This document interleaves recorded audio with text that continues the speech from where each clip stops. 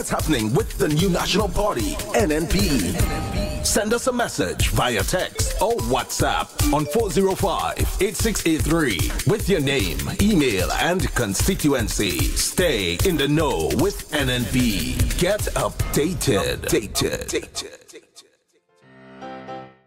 It's not really complicated. Elections are about choice. Between 2008 and 2013, $70 million was spent on scholarships for youth. Between 2014 and 2017, $185 million was spent on scholarships for youth. Vote NNP. Vote competence.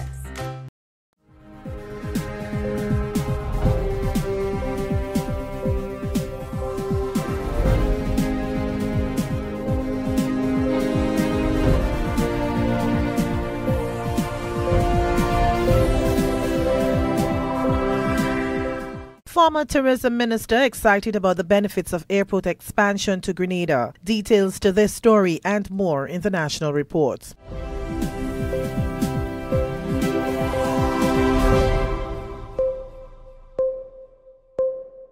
With the National Report, I am Wendy Edmonds. Former Tourism and Culture Minister Honorable Alexandra Otway-Noel is convinced that the expansion of the Maurice Bishop International Airport will reap significant benefits for Grenada. The government of China has provided a concessional loan of $66 million for work on the airport. In an interview with the Government Information Service, Mistress Otway-Noel said it will spell greater opportunities for the various sectors of the economy. The airport is a window to our country and is also for export.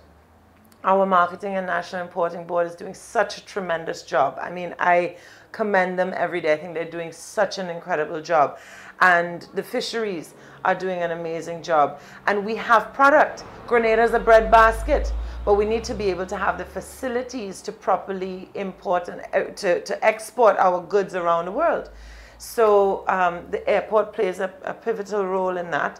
And so this is all part of what they're doing. So I want to commend the minister, the now minister, for getting the ball rolling on this expansion project. And it's about time, you know. These are things that we're doing, and this is why we have progress. We have things happening. We're going in the right direction. She says the expansion of the airport was part of a master plan drawn up years ago, but was placed on the back burner. In fact, I was chairman of the airport board then, and this master plan was written up with the departure lounge upstairs, with the jet bridges, with extra cargo space and a taxiway and an apron. In fact, the actual apron, which is the section in front of the airport where the airplanes park, is supposed to be extended. The mountain under the tower is supposed to come down, and the whole back part is supposed to be hangars for private jets. At one point, we had a company that wanted to have here as a home base for their private jets in this region. All of that stuff, the NNP government put in play years ago. It's just that when NNP went out of office, nothing really happened because the document was pushed under a corner somewhere. And then now that we came back in, these things came back out again, and we started to dust them off and say, okay, now where are we? Grenada's cassava industry recorded significant growth in 2017, with more growth projected for 2018. That's according to the Caribbean Agricultural Research and Development Institute, CARDI. The development of the cassava chain saw weekly trade move from £160 in 2015 to £520 in 2017, and from $11,000 to $37,000 during the same period. There's also greater interest in other cassava value-added products, especially the cassava pone. So although we are highlighting the mash, but the cassava pone has also been building. CARDI's representative Reginald Andel says although the interest in cassava production is growing, the industry is faced with a challenge. There is a short supply of cassava. Cassava now is in a sense short supply, and that is good. We welcome that. However, we have to continue working to make a change in that So where we once again have sufficient production or maybe overproduction in a slight way so that we can keep the system going. Cardi has been partnering with one local bakery to produce and distribute local cassava bread. A Grenadian labor market and migration consultant based in Canada is recommending that Grenada and other Caribbean countries seek creative ways to generate greater interest among young people in medical services. Mr. Justin Pierre says this can be done through a mentorship program similar to that undertaken at the University of Ontario, where young people are encouraged to explore opportunities in that area. He believes that targeting secondary schools can help to address the problem of a shortage of medical professionals in the Caribbean. The Ministry of Health should have maybe a career day, a health career day. Invite certain doctors to come in, people from the Ministry of Health, to the leaders in government, to say, hey, who I am, have you ever considered being a lab tech or a doctor or a nurse or whatever? And so that they will be exposed to that career. Right. Because if not, your situation of health would affect your labor market. The results of a study presented in Brazil in 2014 showed that by the year 2035, the shortage of healthcare workers in the world could hit the 12 million mark. In response, the World Health Organization commissioned PAHO to undertake a study on the effects of the migration of health workers. This is the National Report. More news after the break. Data reveals that rats and other rodents are responsible for the transmission of many diseases. In Grenada, the most common is leptospirosis, and it can cause your death. This disease is directly related to rats and mice infestation. Signs and symptoms of lepto, as it is commonly referred to, are high fever, headache, chills, muscle aches, vomiting, jaundice, and abdominal pain. If your home had or is infected with rats and you have any of these symptoms, please check with your doctor immediately. Declare war on rats. Starve them. Kill them. Rats are the most unwelcomed guests. Reduce, control, eliminate them. This is a message from the Ridge to Reef Project, protecting biodiversity and ecosystem functions. Marketing Grenada's nutmegs on in-flight magazines. That is just one of the major plans of the Grenada Cooperative Nutmeg Association, GCNA, for 2018. In its report for the end of nutmeg year, June 30th, 2017, the association said the board is mindful of the state of the industry and the need to find better prices for GCNA's produce. It adds that the board is also cognizant of what the nutmeg sector means to nutmeg farmers and their families, hence the decision to more aggressively pursue their goals this year. In addition, the GCNA wants to become HACCP compliant by the end of 2018, start a nutmeg museum, undertake a facelift of the Guave and Grenville stations, and explore the Japanese market for nutmeg and other spices. The GCNA says while the past year was challenging, the steadfastness of the board and management ensured that the association achieved some positive results. This has been the National Report. I am Wendy Edmond.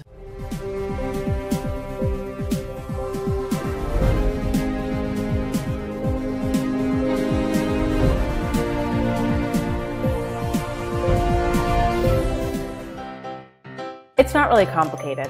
Elections are about choice. Between 2008 and 2013, $70 million was spent on scholarships for youth. Between 2014 and 2017, $185 million was spent on scholarships for youth. Vote NNP. Vote competence.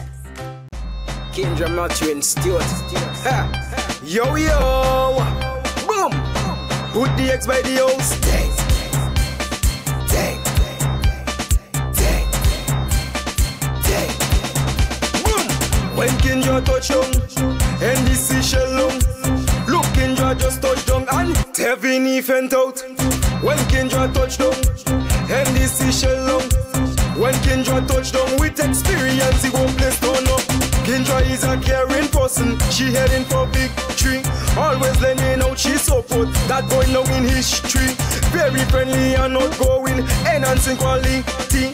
Very fit and competent, serving all of the citizens. I never see blood, so Kindra make it 15 now. Caring for the citizens, that is how the thing go.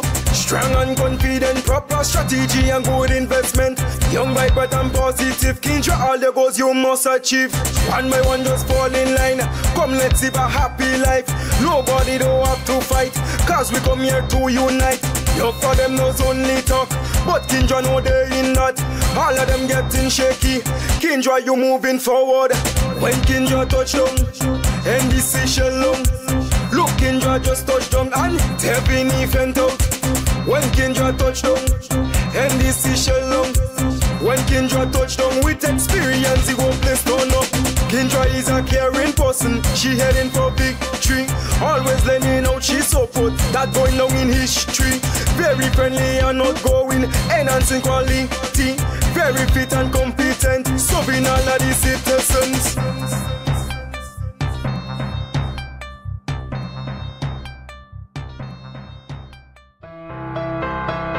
I believe that my life's journey as a sister and daughter, a community activist and educator has prepared me for the next chapter. As a young woman, I have always firmly believed that our generation can continue to build on the solid foundation already laid. My long association with the girls in the Junior Achievement Program has taught me a lot about national potential. This is not about where we have started. It's about how far we can go together. I am running so that I can stand up for you. I know who God says I am, what He says I am, where He says I'm at. I know who I am. I'm working in power, I work in miracles, I live a life of favor. Stay up to date with all that's happening with the new National Party, NNP. Send us a message via text or WhatsApp on 405-8683 with your name, email, and constituency. Stay in the know with NNP. Get updated. Building a stronger economy means all Grenadian workers benefit, those who work in the public service and those who work elsewhere. Now that the period of shared sacrifices is over, the benefits must be shared among every Grenadian. More money for house repair, more money to improve healthcare, more money for training, more money for education, and yes, more money for public servants. $55 million in various payments. We are the Grenadian family looking out for each other. And even as we fight for ourselves and our families, we always remember our neighbors. We forge ahead together. We got to come together, learn to love your brother, love your brother. 5 years ago, we started an incredible journey together. We dreamed and we strove to achieve. We are happy with the success we have had, but not content. The arch of progress is bending in the right direction in St. George Northeast, and many people have benefited. But there are still others that are yet to be lifted by the rising tide. We cannot leave those people behind, and so we continue to fight, and we continue to push on. I am Tobias Clement, and I'm running again to continue what we have started. Our dreams are too big, our ambitions too large for us to stop here. So let's keep moving.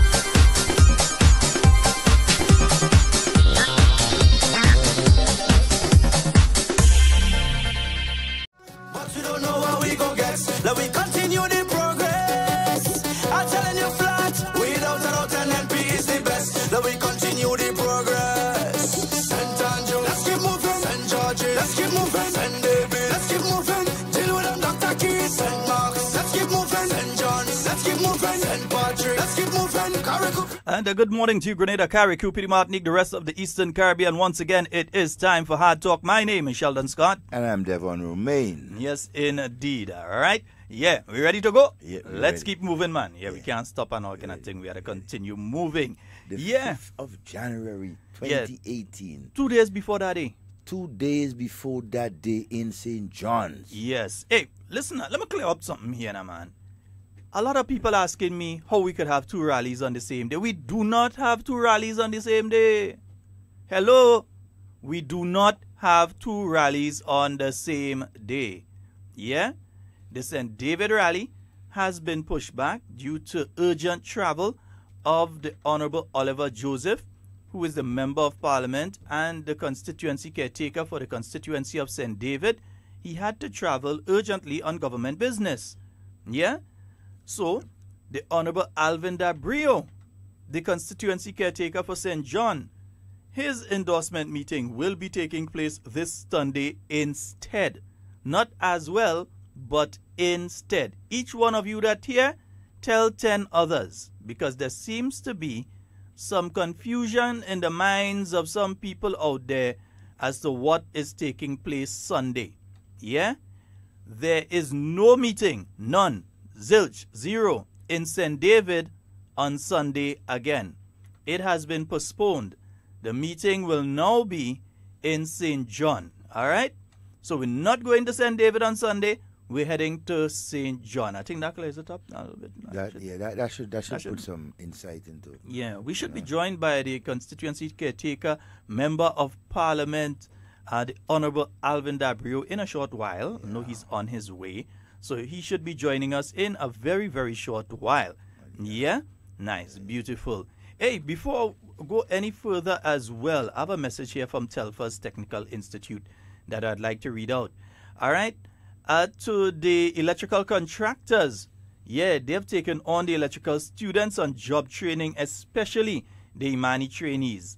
Nigel Electrical Contractors, General Hospital and elsewhere, Houston Electrical Contractor, SGU, the Parliament Building, Nixon's Electrical Contractors with the Silver Sands Project and elsewhere.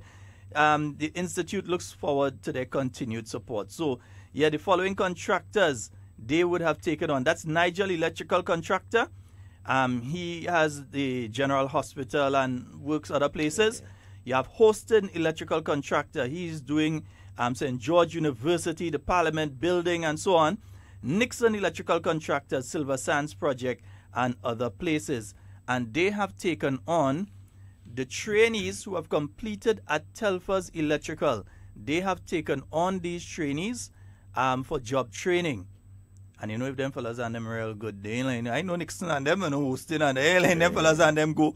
You get a good man, they ain't them go at all. And knowing Telfa's with the experience, wealth of experience. I've known this guy since I used to go primary school doing electrical.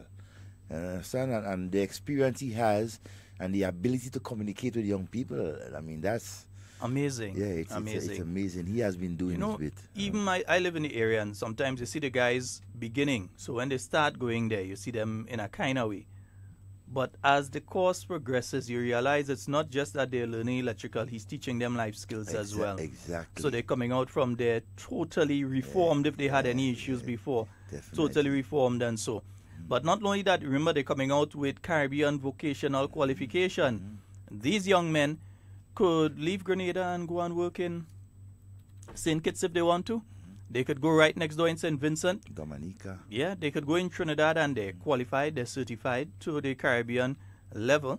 So they can go all over and do their different wiring and so on. So they receive proper training. So Telfa's Electrical, once again, he would like to congratulate, the different contractors who have taken on the students. And all of the students are not Imani. You know, you have some other students, some other people that go down and do the training by him.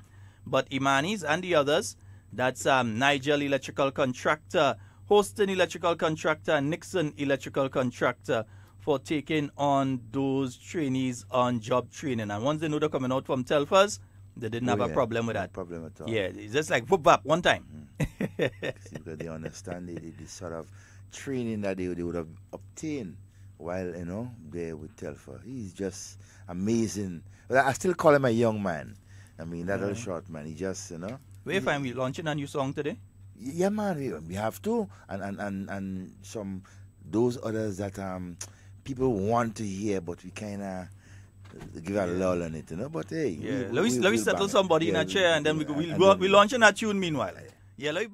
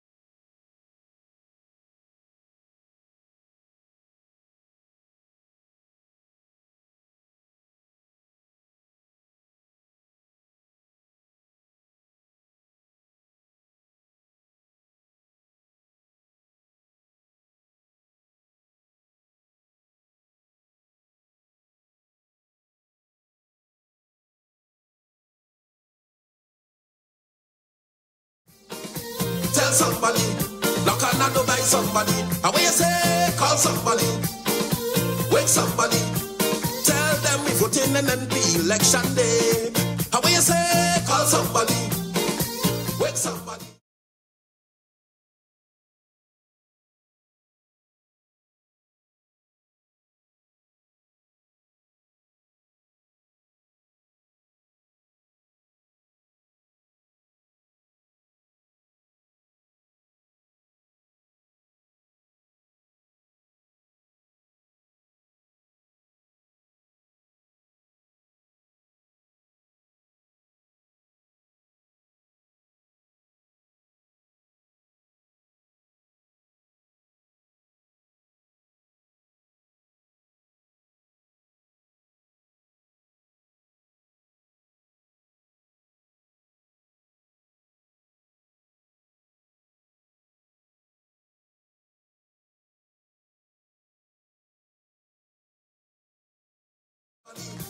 Tell them we vote in NNP election day.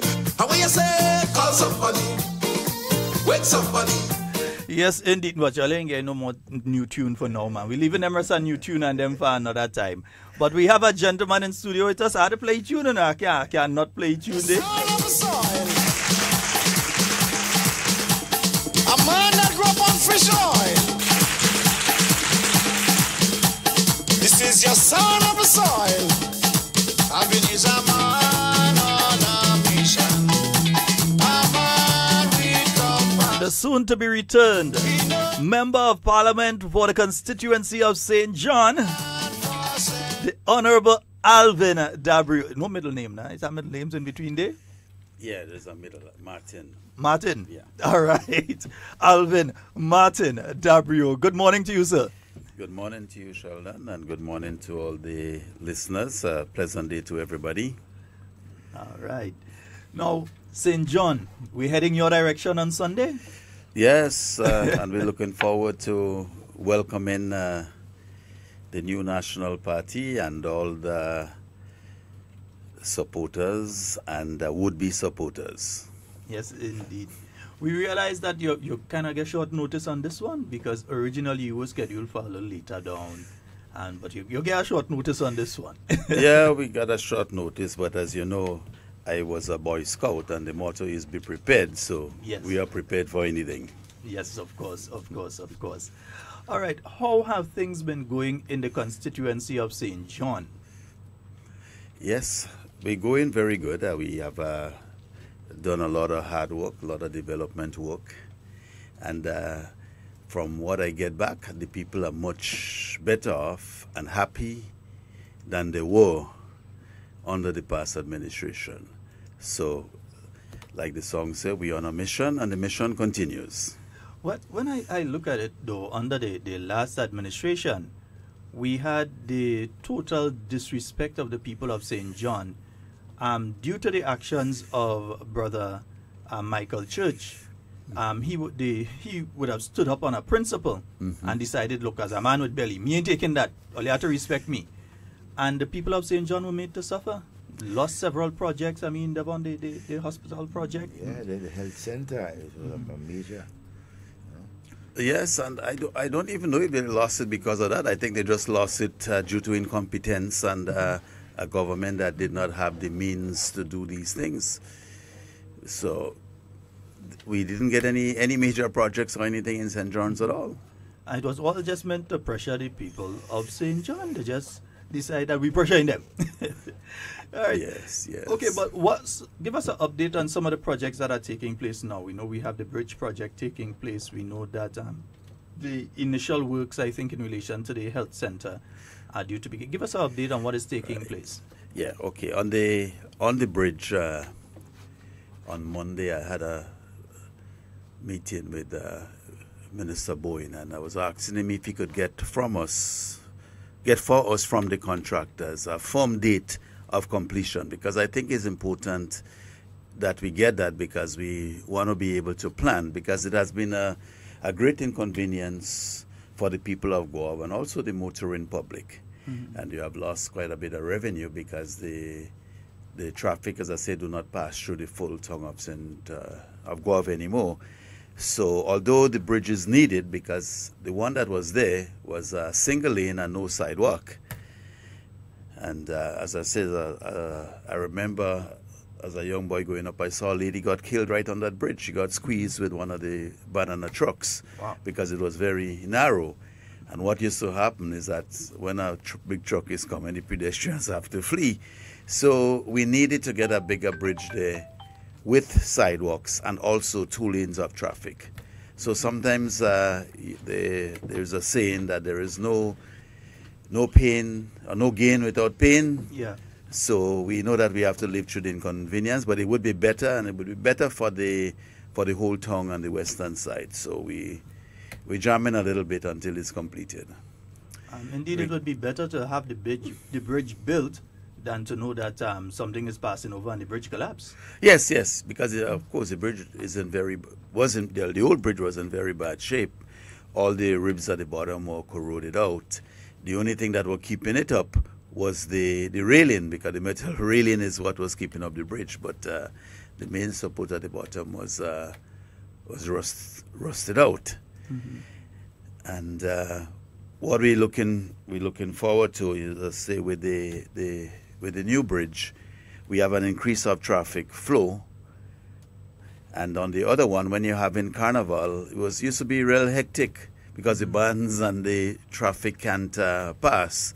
So it was much great inconvenience for both the public, for the pedestrians and the motorists. But hopefully with the new bridge, that problem would be alleviated. Okay. Honorable W, good morning to you. And good morning. February 19th. I don't know why you always done that. Why, yeah. It's 2013. Yes, 2013. Yes. February 19, 2013, the people of St. John's, right, elected you, right, to be their parliamentary representative.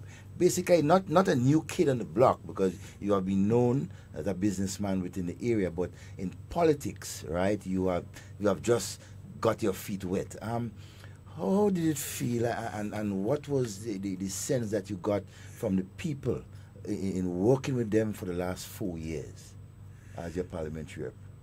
Yeah, I find it very rewarding. You would have your ups and downs, because it's very difficult to please everybody.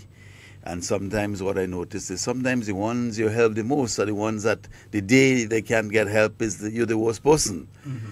But I know even though that's the case, deep down they realize, they know that I'm doing my best for them. And that's the sentiments that I am getting. I know that when I went into the politics, as I say, it's a very expensive thing to get into politics, but I'm happy that you ain't going into this to make money. Had no definitely way. not. No way, because I had my other businesses, and I'm still involved in businesses. I know that as a shareholder with Green Dot, I was reading an article by an NDC person, and they said that it was, I think you were talking about either corruption or conflict of interest that this government gave Green Dot the license. But to set the record straight, the Green Dot got the license under the National Democratic Congress and not the NNP. But Alvin, I remember traveling with you to go down to see the Green Dot office down in Frequentia, and that was before the last election. Exactly. Which was being set up, so... Exactly, but you do have some people that would try to, even though they know the truth. Because I was surprised that after I saw that article published, I was surprised that I didn't see anybody from the NDC government, past administration, come in and clarify it or retract it. So which means that sometimes you know something is wrong, it's a falsehood, but they stand idly by. But other than that, I went in there to do a service, and I am doing that. And you would see the people in St. John's would tell you that there have been a marked difference under my stewardship. Mm-hmm. And then we want that to continue because we have a few more things that I would like to see while I'm still there. We know that we have the Mabuya Road. I want to fight hard to see if we could get that road completed because the road at the top going through Mount Nesbitt is deteriorating quite a bit. So we need to get that bottom road fix up because it's not as steep as the other one, and obvious reasons it's a lot better place for the traffic. What is the main problem with that bit of road? We know it was done, then it collapsed. What is the main problem with that area? The main problem is that you have some solid rock, and then you have some sediments above it. So what is happening there is that under the road, the water that collects in the valley travels under the road, because if you go, there's a beach, a black sand beach at the bottom there, it's called Mango Palma, and when you go there you see there's a couple springs, so you know that there is that underwater that's flowing there. But right now, when the road was broken, there was a lot of stones packed there, so the foundation of the road now is very good, so it would not be costing as much as it would to repair. And the majority of traffic pass there right now. So it's well compacted. So it would not be very expensive. So that's why I'm hoping that we'll be able to tackle that in the next term. I know within this term, I know you have done some rehabilitative work there from time to time to allow for the smoother flow of traffic in and between. I know you did do some grading there. Yes. A couple of years back. I think it was either close to, carnival time. And we continue to do that during the year. We keep it great because the hill is too steep for the cement trucks to go. They keep spilling their load in the road around the corner, and that is very dangerous. So by keeping it open, the larger trucks would still, although it's not too smooth, but they would take their time and cross, which is a lot better than they're going all the way around the hill. So we do keep it maintained for that purpose. Minister, over the last couple of years, we have seen Guav had basically two major projects, right? The two bridges, right? The rehabilitation of both of them. As part of your drive to enhance and to make the constituency much better, give us an idea of some of the projects that you have done or continuing to do in the other areas of the constituency, like Grand Roy. Devon, only 2 hours we had today. Yeah. I know why I'm saying that. Only 2 hours we have. Eh? All right. Well, I mean, he will use his discretion and cut it down as much as possible. Well, I'll just talk about Goa, but although I would not limit it only to Goa, because my responsibility is to the whole constituents. But in the tongue of Gov itself, we have how do you say, the sidewalk system is vai. You have many places you have to step into the road or step into the drain to pass. And that is not convenient for people, because you have motorists using the road, and you have pedestrians using the sidewalks. And right now, with the bridge being opened, you would have much more traffic going through there. So we have started already. We have started from by Mayor coming up. So we want to continue that project of sidewalks right through the town, which, as I say, for obvious reasons, would make it a lot better. We also, on the beach in Guave, it's a lovely beach, but you do not have a lot of people coming to use it for recreation, because right now it's chaos.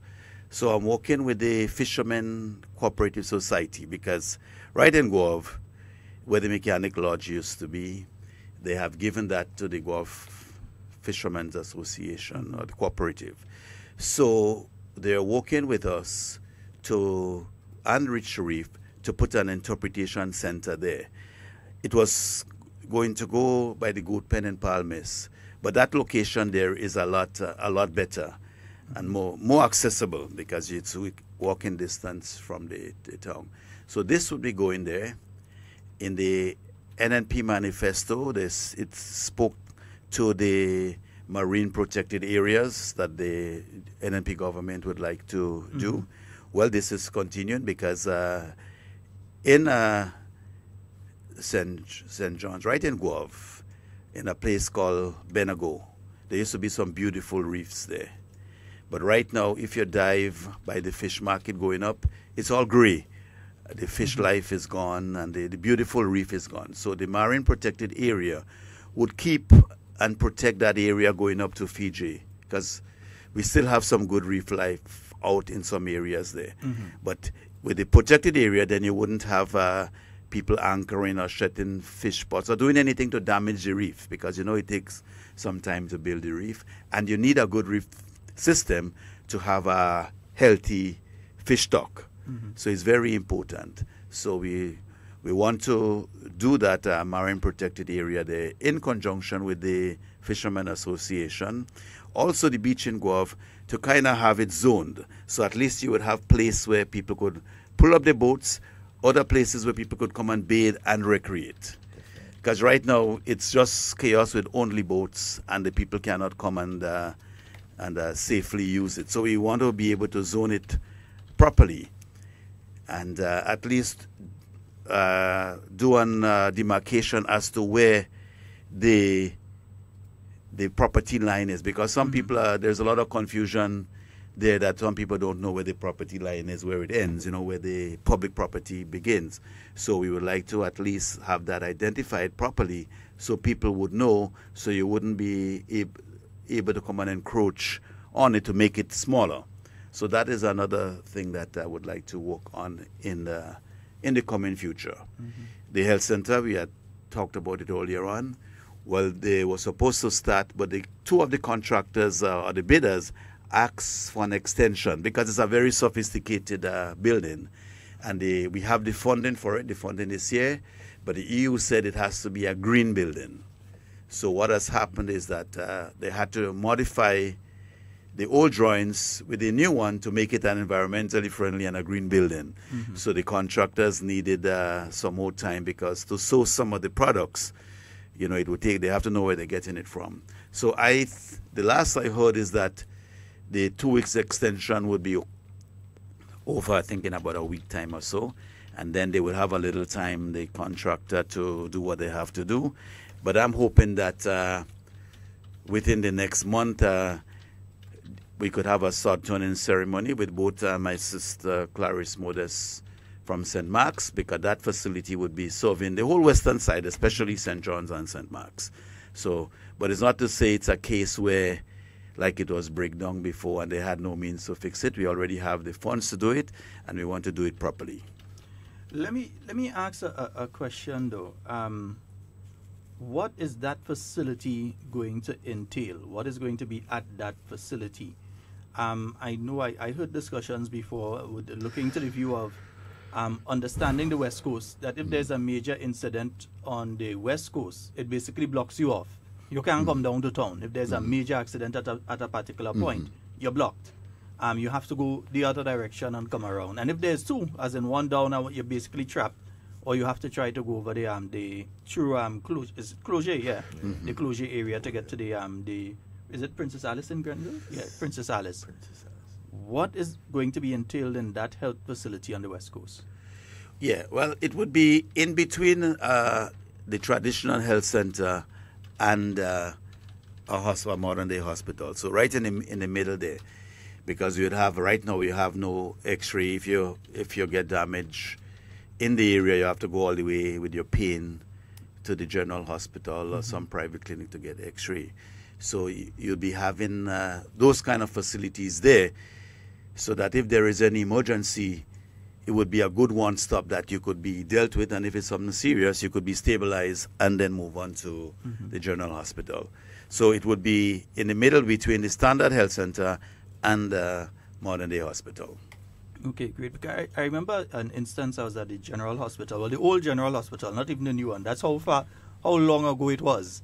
The old general hospital, the wooden one, and to know a gentleman had been brought down from St. Mark that had been impaled with a bayonet in a fight. He had been impaled with a bayonet, and they actually had to bring him down on the van from St. Mark, standing with the bayonet still in, on those roads back in those days, bring him down to town before anything could be done. So a facility like this, instead of having to come down with an officer on this side and an officer on this side holding him up, this could be dealt with at that. At least he could be stabilized at that facility before being transferred. Exactly, and that at least get it removed at that facility, because coming down to the hospital, every little bump on the road, you would feel that, huh? Yeah, I was... It'd be very painful. He was nearly passed out by the time he got down to town. Definitely. So at least with this facility and then pregnant mothers, emergency situation and so all of this. Yes. Will it also include dental facilities? Well, I know that the present system has the dentist comes up, I think, I don't know if it's once a week, whatever. But definitely there would be a place there for dental and a place an eye clinic. And all the other, even for mental health, there'll be a place there for medication that. And so yeah, and things like that. So it would be a much better facility than we have right now, offering a lot more services. Earlier you mentioned sidewalks, and I know it gets a lot of others jealous, because when they look on Facebook and they see your Facebook page and they see you showing a sidewalk here and a sidewalk there, and you're showing a little road that you do here and some steps that you do in a different area. Give us a little rundown of some that you have done, because I'm sure you could measure it in miles. We ain't measuring them thing in foot. It's miles we're talking about here. So give us a little rundown. Outside of Goa itself alone, we know that you've done several others. Yeah, well, even we did in a place called Odon. It was very difficult. Odon, yes. This St. John, man, I know that's St. John place. That's why where remember the stone that fell on the bus and killed all the people? Oh, okay, yeah. Right. So going down in that village there, it used to be... Oh, down on the bottom, they wait at the stones and... exactly. Okay. You had to maneuver between all those big stones. I went there and I didn't know that's what they call it. Yes. So we did one there, which is much needed. In Concord itself, by Back Street, we did walkways there. We fixed Back Street and we did a couple more. We fixed the road going to the Rock, which was terrible. The big project that was done up in the falls. Yes. And that one would be continuing with the CCC next phase. As a matter of fact, a couple of months ago, the surveyors were surveying the road. So they would be having to work on acquisitions and all these other things that take up time before the project start, but that would be happening. We have done some along Marigot and even Old Road, an area where the people couldn't even comfortably. Fishermen had problems bringing up the fish to the road, so we were able to do a sidewalk go down to the beach. And Old Road was a place, if you drive in, there was no turning spot, so we did Old Road, they call it? Yes, they call it Old Road. So you make Old Road again, it's New Road now? Yeah, New Road now. Yes. Well, that's where all the and so you all used to live in the Sabazans and a lot of other people. So we... Morning all day. So that was done. And we have another phase. We have some more to do by the government primary school in Grand Roy, going at the back there. The playing field for the Grand Roy school, when I got into office again, they couldn't have sports, but now they're having sports. So we got the retaining wall done. And I remember going up there early in our term, when still attached to the Ministry of Youth and Sport, and there was a problem where the soil was running down. Yes, it was being eroded, away. yes. Yeah. So that has been fixed now. Yes, that has been fixed with a huge retaining wall. So now they could have sports. We're still in Power Park. We're doing a marvelous job up there because Power Park now, the field has been extended so that you could have regulation games there now. The pavilion was dilapidated. You couldn't even sit there. It was very unsafe. It was breaking up, as a matter of fact. There was no seats. But we have a new facility there we have toilets and washrooms. We have a wet bar and a dry bar so that even if people have their happy hour going to the cemetery, you have that facilities there that they can now use. And we have even locker room, storage rooms there, changing rooms, whatever you want to call it, so that when you have games or sports, you would have access to a change room. So we have transformed that the Power Park area, and that we have lights unordered for the field. As a matter of fact, the contractor has already given the contract. So early in this new year, you would see that facilities being lighted up, so you could have night games up there in the Power Park area. And also the school, the Concord, have to go to Boussejou to have the sports. So we're hoping that this year would be the end of that. They would be able to have the sports locally, because when it's in Boussejou, it's difficult for the parents and the friends and other members of the family to go to watch the young ones compete. But if it's right in the neighborhood there, we'll keep it local. So this is this, I'm happy to say, would be a reality. Very soon we want to have an opening ceremony for that facility. And we move on. Closure again is being expanded right now, also because the football team there cannot play any home games there. They have to go over some other place. So we want to extend it so that the villagers could play their home game right on their turf. Because you have a home field advantage when you're on your turf. Yeah. So right now they are denied of that. So that would be no more. And the community is getting help from the Australian to light up the field with solar. And that is that's going on right now as we speak. And then we've completed the tennis court. We will be lighting up that before closure, have the closure days, which is usually in April. So we would have that facility light up before then. And we also will be building some bleachers in Cloger.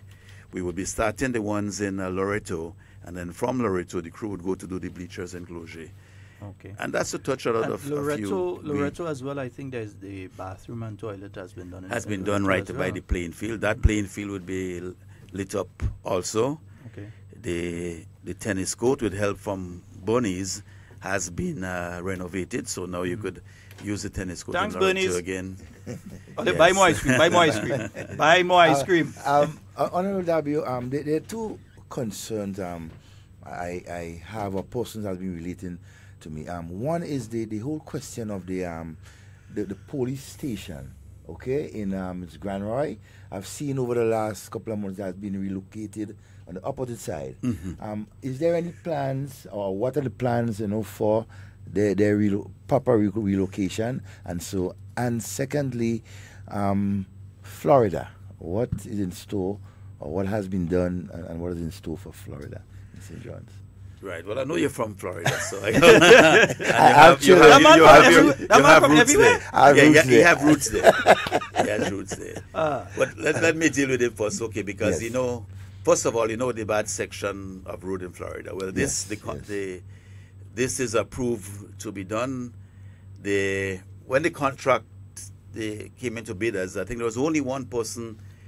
3 people agree, to bid. The documents were sent out to 3, but there is only one person that bid. So I think they have to redo it, because the law is that you have to have 3 bidders. So I'm hoping that more people again would come out and do the bid. And then speaking to some of the contractors, they said that it's a technical work to do, and they did not have the means to do it. So that again that is approved to be done, and it would be done shortly. You know that we have done some work by the Nutmeg Pool there, going up to Florida. We did some work on the road going up to Pleasance. We did some work on the road, what is it called, Cocotong? Yes. It's going in on the inside, yes. We did. As a matter of fact, I drove down there the other day, and before, when you get to the bridge, you had to stop. You couldn't continue, but now you could drive past there. And we did the bottom of the road by where Patsy's shop is going up there, sidewalk there. And we will be doing some work on the community center there, because we have to choose the time, because the step going up to the community center, they're uneven. So we have to choose the appropriate time, because we would be demolishing the steps, so there wouldn't be any activities there for a short little while. Yeah. And under the step, we're putting in a facility there that if the community has any events, they could use there for as a kitchen and a bar. So this would be done under the community center there. And then we would be doing a little more. There are some problems with the boundaries of the playing field, because we were going to do some work there. But there is an issue with that, and it's not resolved yet. So once that issue with the boundaries is resolved, then we would do with the playing field.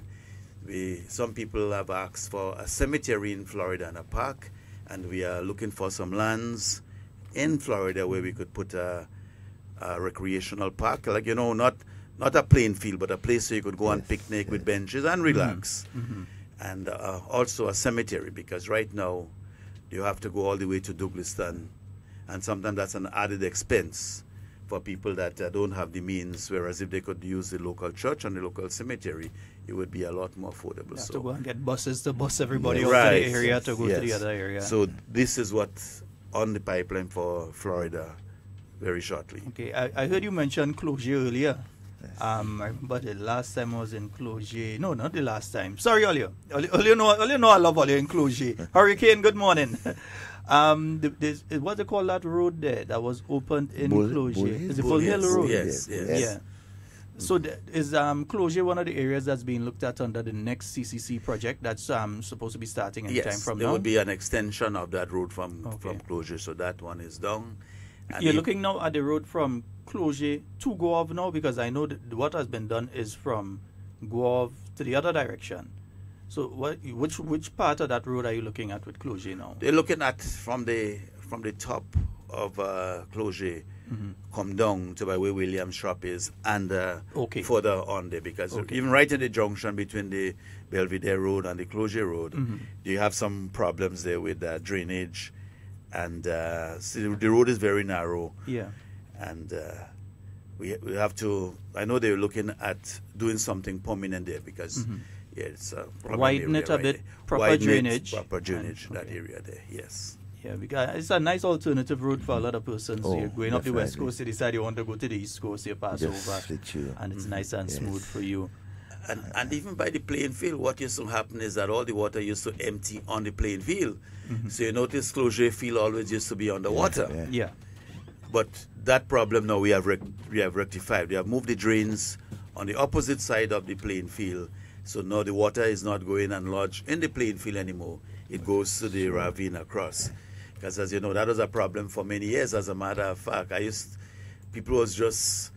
they had admitted that Closure Field is a swamp, and it would always be a swamp.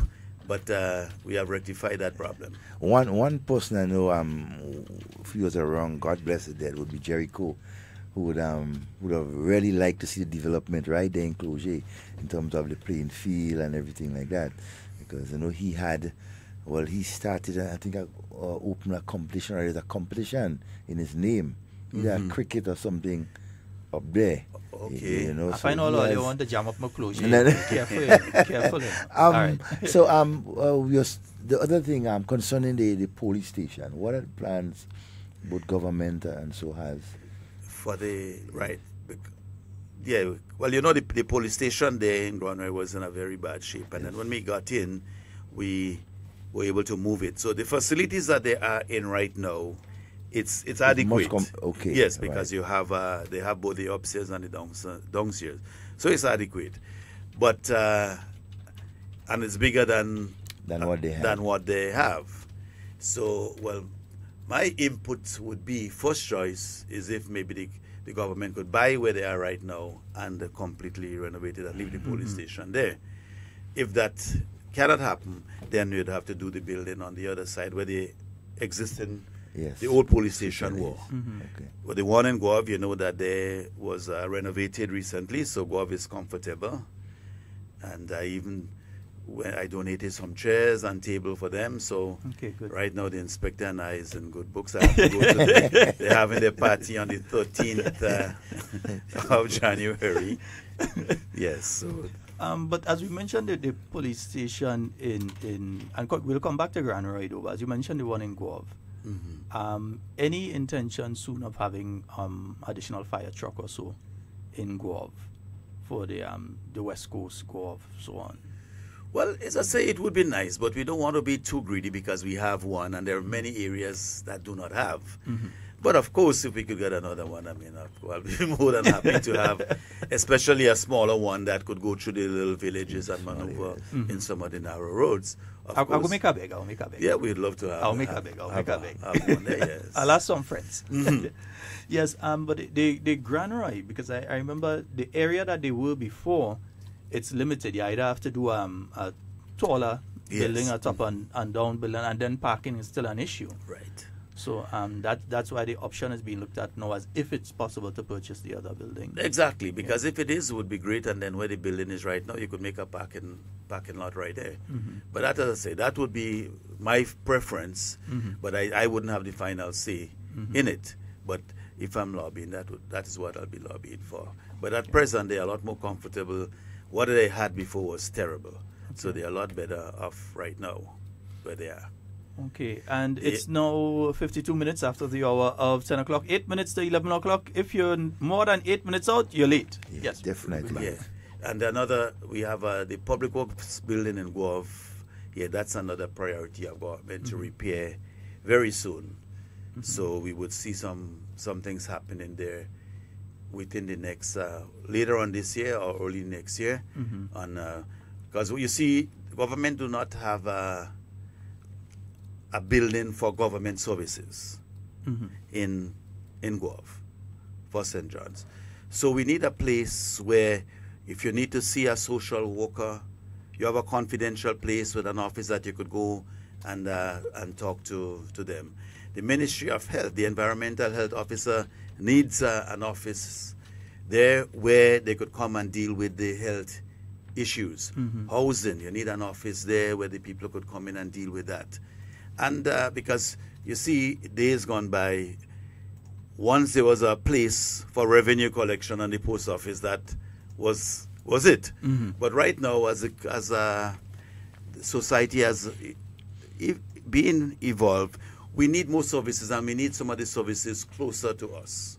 We know that IT would play an important role in bringing it right onto our devices, but sometimes we physically have to go and have some interaction with a government agency. So it's something that we desperately need in Guave. So we could have all the other government offices, the agencies under one government building. Similar to something like they had in the complex, where they bring all the ministries together. But that is something that we need in Guave. Talking about that, and Rose Dinner says good morning. One of the compatriots from Guave, and she's asking for a community center. She said she talked to you on that one already. Yes, because Rosa, she's a very good tennis player. Yeah. And she's looking for that, because we do not have a community center in Guave. But so what it is that, and I've started doing some work there on it already, is trying to get some funding so the old pavilion building in Guave could be renovated to do a community center there. Oh, at Cuthbert Peters Park? At Cuthbert Peters Park, yes. So that is the intention. She was suggesting upstairs the vegetable market. Yeah, there is room there for that also, because the market was built to accommodate a second floor. So, as I say, whichever place it go, I'm happy just to have it. Whichever one. But at least we have a choice of two locations that we could do that. Want to shift a bit to some of the social issues and so on. One, I want to pay particular attention to how have been the issues with the housing stock within the St. John's area. And so what has been done and what is continue to be done when it comes to housing and so for the people of St. John's? Yeah.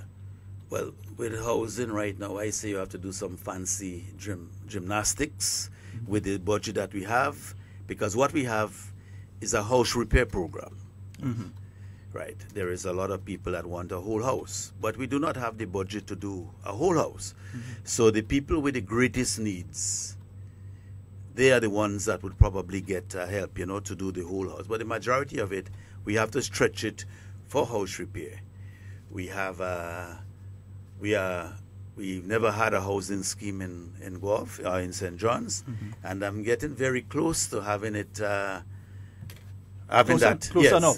We are very, very close to having the lands, agreed on and everything like that. Roughly how many units would St. John get? Do you have an idea of how many units St. John might be able to receive in this round? Well, I could say we need 200 units right off the bat. Okay.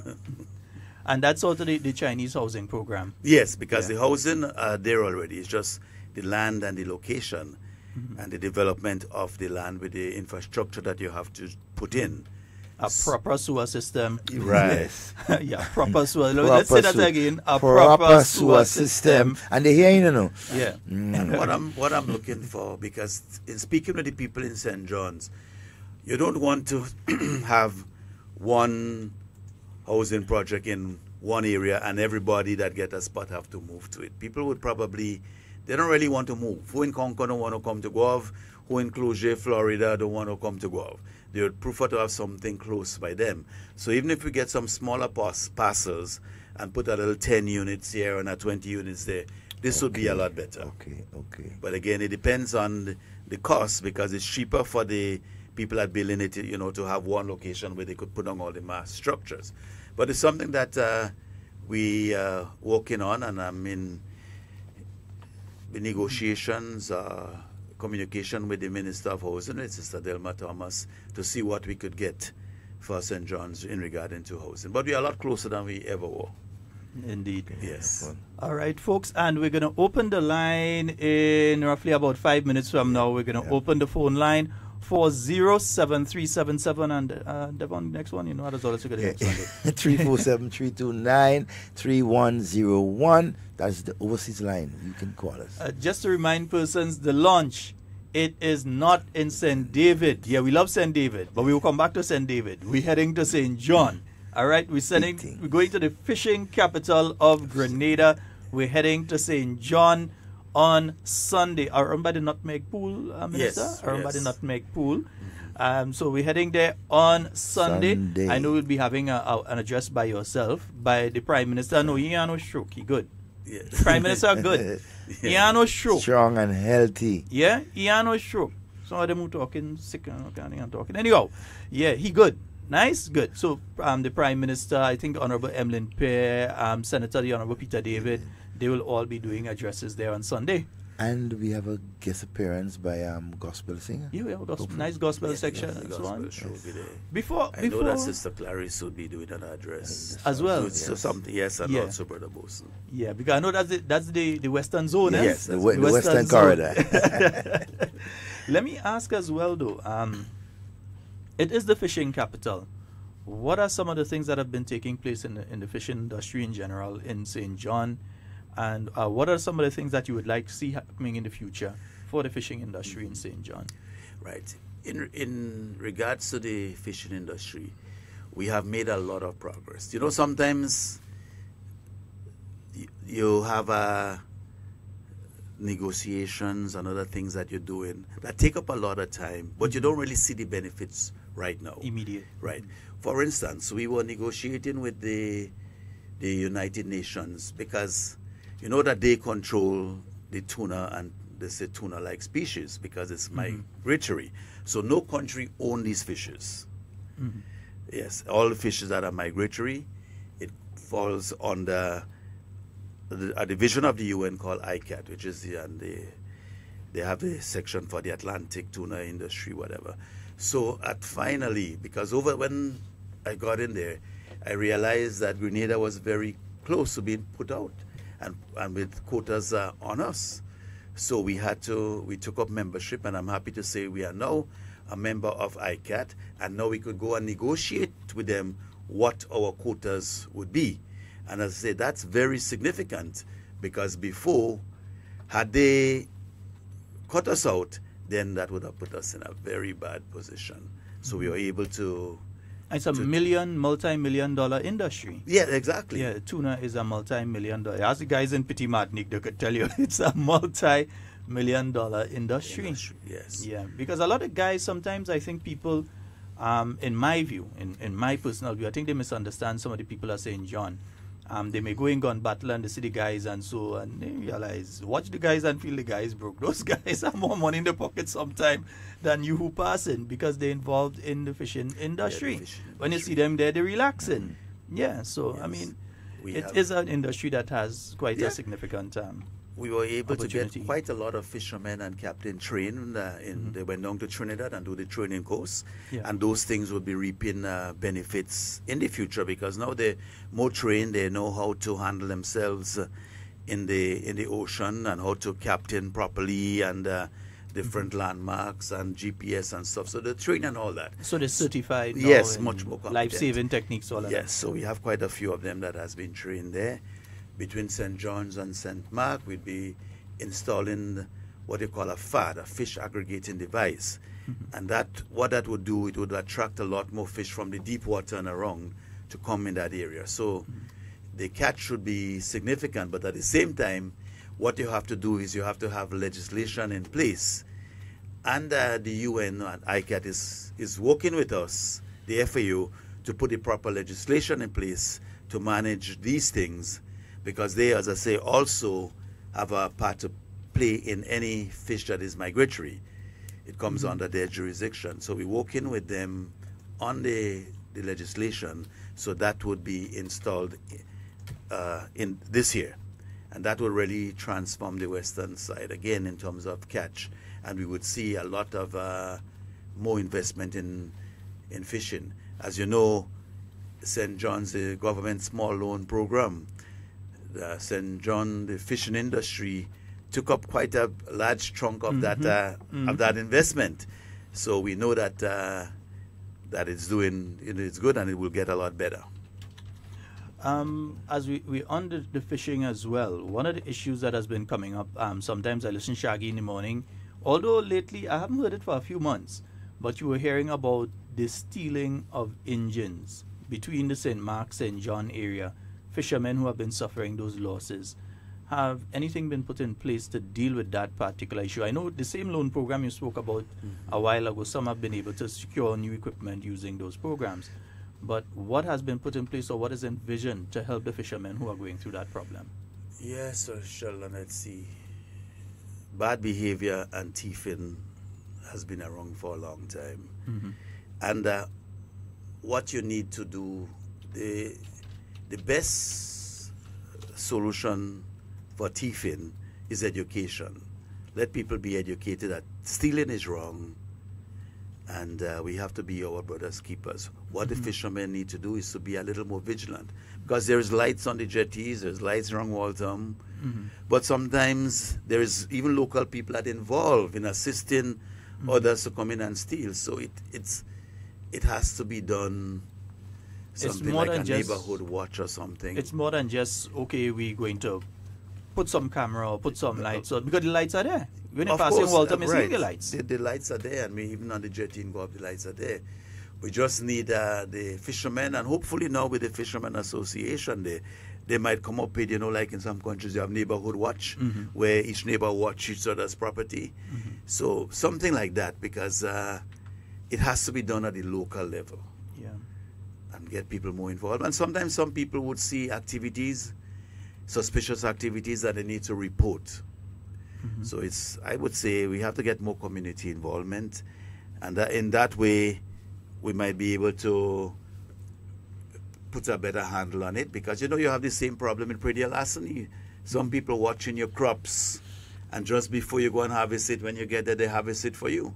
And this is not people that coming in from a foreign country to steal it. It's people right around.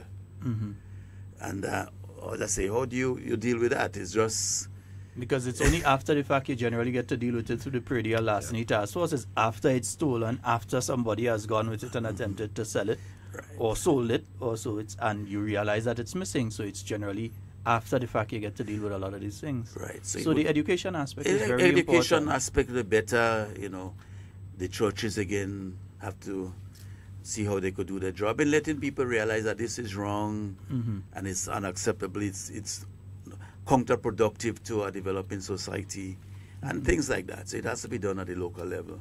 Let people realize with their conscience, hey, I can't deprive somebody of their hard-earned property, So. Let me ask another question here. And we've spoken a lot about the infrastructural and so on. We've spoken a bit about the business structure regarding fishing and so on. Youth development. I've seen quite a few young people who are from the St. John area involved in programs like the Imani program and other programs.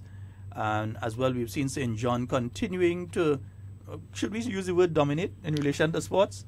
Well, my friends in Paradise mightn't like that kind of terminology. Paradise, I know all you're listening. Our friends in Paradise might not like that kind of terminology. I think there's a surge of the re-energizing of sports in St. John's. But just remember, the only Olympic champion we have is from St. John. Yes. The only Olympic gold medal we have is from St. John. Yes. The only Olympic silver medal we have is from St. John.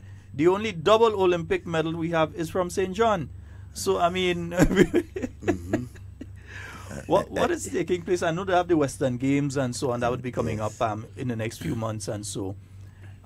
What are some of the things in relation to sport and youth development that have been taking place? I said I saw a lot with the Imani and so. Yeah, and in addition, as you know, that we have a beautiful facility there now in St. John's, the pavilion there, the new one that we have. We're waiting on the seats and there to join up the two sections to get a little more seating and a couple of little modifications that have to happen. But generally, it's in use. Before you had no washroom facilities and for when you had events there, but now the facilities are a lot better. So you're having a lot more activity, and we're going to see much more activity because, as I said, we have the power park being developed, Closure playing field is being developed, even grown right to an extent. And then the other one that we would be concentrating on is Mongrambi. Mongrambi have a nice big one up there. We'll be concentrating on that one. So the surge is there, and we're working on the facilities to help the people in that regard. Lighting of the playing fields is becoming on, and that would also be a tremendous boost because now you could go in and practice or play at night. So that'll make another significant... And I've realized, because I know a lot of St. John people, but I've seen a lot of young folks from St. John now who were before they basically were nothing doing but quite educated. See them passing in police uniform right now. I realize a few of them have gotten through the Royal Grenada Police Force, one or two with the prison service as well. So I'm seeing opportunities. And then those under Imani having received their Caribbean vocational qualification people. These individuals could work anywhere in the Caribbean. They have received certification through the Imani program. Young folks in St. John have received that certification and can work anywhere in the Caribbean, in CARICOM right now. And we're going to open the phone lines, 440-7377. You can call now, 440-7377, and Devon overseas. 347-329-3101. Yeah. Wait. I think we want to take a piece of the song and give the minister a few minutes to breathe it. A breather. Yeah, we will take a bit of the song.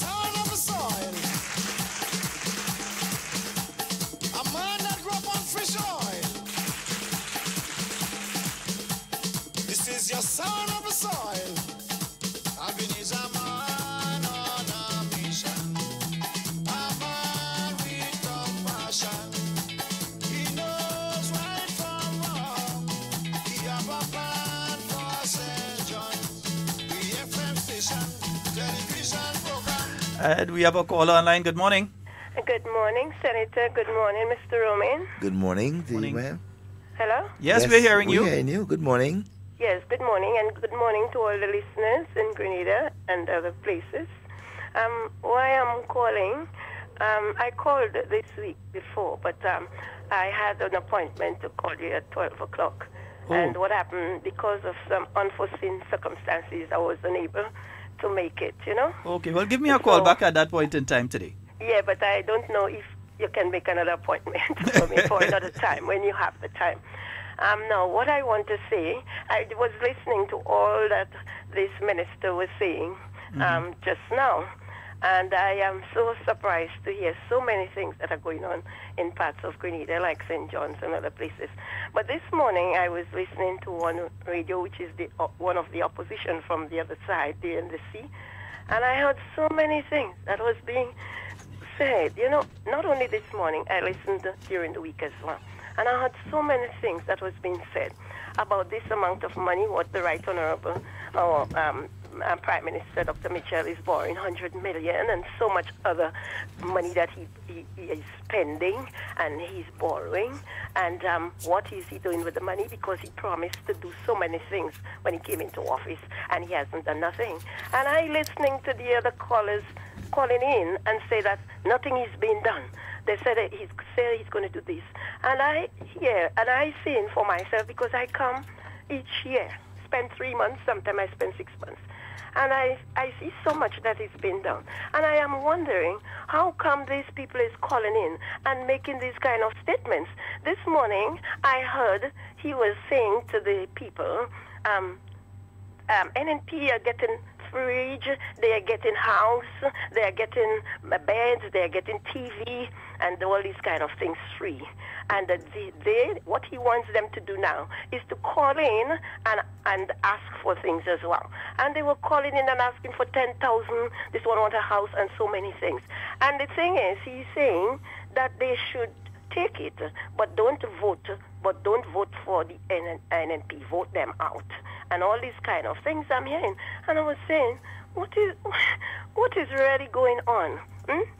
These things that I hear, it makes me feel so down, because people that are visiting here, if they are listening to these things, hearing that this 100 million the Prime Minister is taking, he said that is taxpayers' money, so you could just take everything you could get from them, but don't vote for them, vote them out. And I think these kind of things, I mean, I've been listening to you all and I don't hear you all saying these things. They're not giving the people of Grenada, Carriacou-Petite-Martinique, and other listeners the means to hear what they are going to do. They are saying that they must win, they will win, and they won't say what if they win, what they are going to do.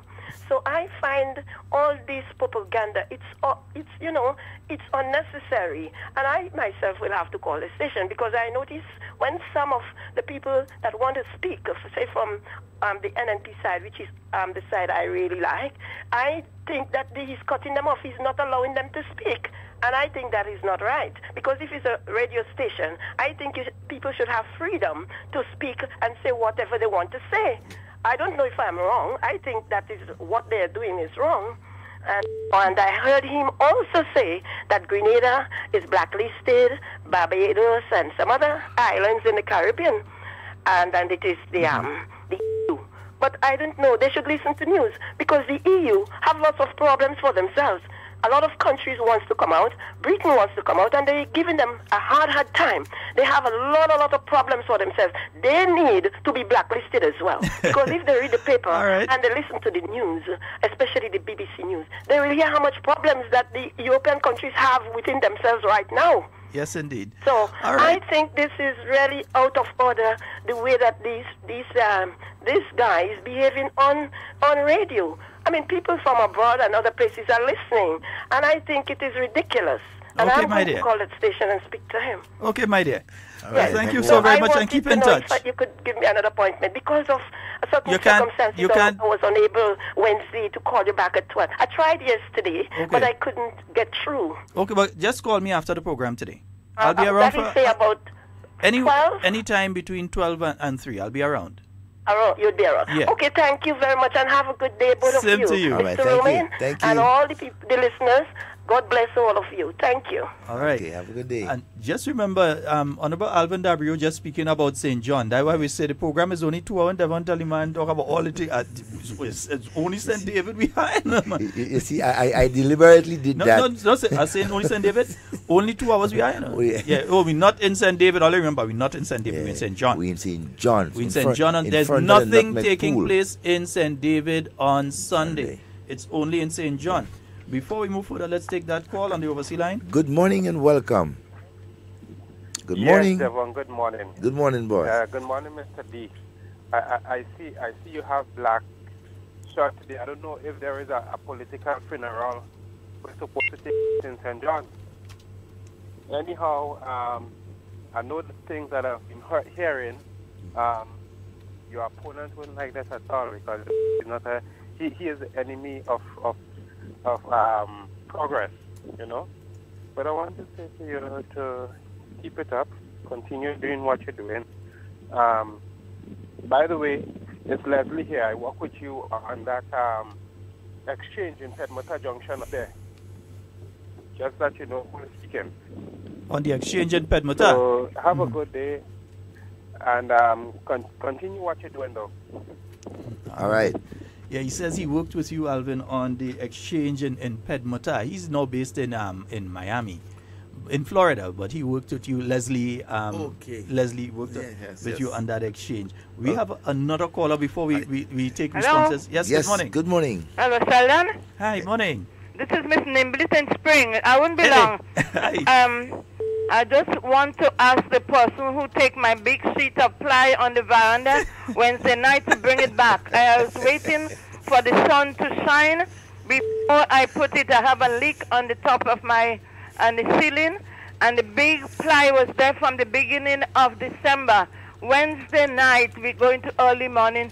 Some person or persons take the big sheet of ply, a big sheet of ply, and I think it's 2 persons do it. Please, whoever take it, bring it back. Bring it back. It's painted already in white, waiting to go up into the ceiling. It's been there over a month. And some 2 people take my... Okay. Somebody take the big sheet of ply Wednesday. When I get up Thursday morning to put my rubbish out, I noticed that the big sheet of ply was missing. Please bring it back. They say thou shalt not steal, and they will continue to steal. Please bring back my ply. Thank you, Sheldon. Bye-bye. Happy New Year to you, boy. Same to you. And Sheldon, that goes back to what we were talking about, the engines and the predialastinate. Yeah. It's sad that we have to endure these things. And one thing I'll do, Miss Nimblet, I'll make a little pass in Springs and I'll speak to 1 or 2 of the guys. I'll see if I could get back the ply for you. Once in Springs, it's only about 4 or 5 fellas that go do that. Yeah. So it's not difficult. Once it's Springs, Belmont area, there is 4 or 5 fellas. You know which, it had to be one or the other of them that go and do that kind of thing. Yes, so 440-7377. I don't know if any of you have a question. Let's go to the overseas line. Good morning and welcome. Good morning, Brother Sheldon. How are you? Quite fine. Happy New Year to you. Happy New Year. Yeah. Good morning, Devon. Good morning to you, ma'am. Happy Scotty New Year. and Scotty. Yeah. All right, Scotty and Scotty. Listen, the other day, a few days ago, I heard somebody was talking from the NDC. And apparently that the government was giving children school bags. And he's telling the children to take these school bags and burn them. That's not a new thing. And keep repeating that over and over and over. And I'm wondering if that is what they're teaching the young people to do. Oh boy, that's not a new thing. That's definitely not a new thing. Well, boy, what I'm saying to you, you're not reaching government yet, and this is what you're teaching people to do? They ain't reaching at all. It better they tell the children don't take it if they don't want it. But you tell them to take it and burn it. But just say, listen, I tend to ignore stupidity. I try my very best to ignore stupidity. Crazy, man. It's a crazy set of people that is there. Don't let that one hurt your head. Anyway, Happy New Year to Stay you warm, all. stay Brother warm. Say Happy New Year to you as well. All right, my and love. take care. Wish all you all the best for the new year. All right. Okay, ma'am. Take care. All right. Have a nice day. Honorable Alvin Dabrio, I mean, to make her ask, because if NNP giving out fridge and TV and all kind of thing, I mean, I ain't hear about that one. So I mean, if you know you have some giving out up there, let me talk, because I mean, me and you is friend. Oh, yeah. Neither have I heard about it. So I think I know they said that they were giving Albert things. I don't know, maybe they that have it, maybe they that that have. giving it up. Oh, they that giving TV and Mr. Albert. Yeah, they gather something from Mr. Albert. That's nice of them. One thing I can say though is that they're operating on fantasy and fiction. The entire campaign is based on fantasy and fiction.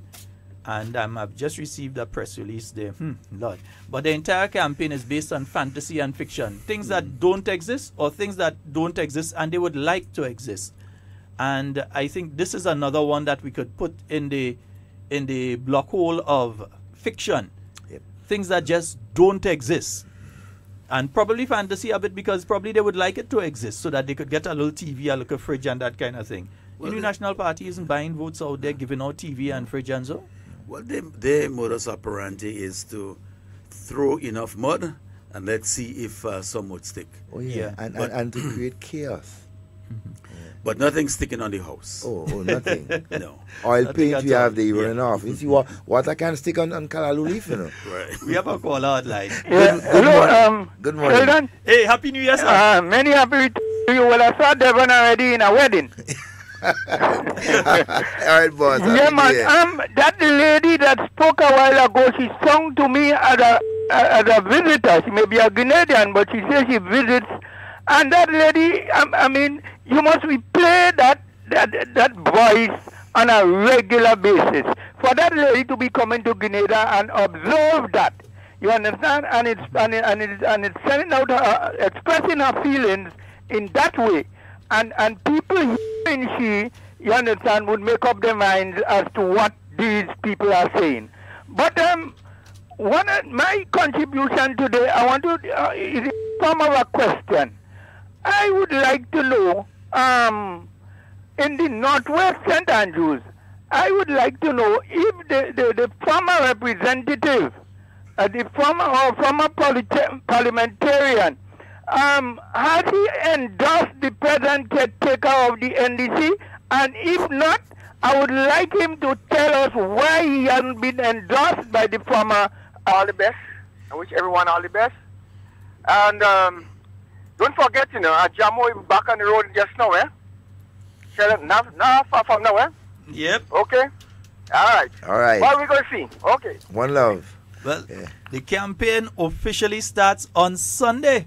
It officially starts on Sunday up in St. John. So the campaign officially starts on Sunday in St. John. All right? Nice, beautiful. In fact, watch. Let me play a little something for you there.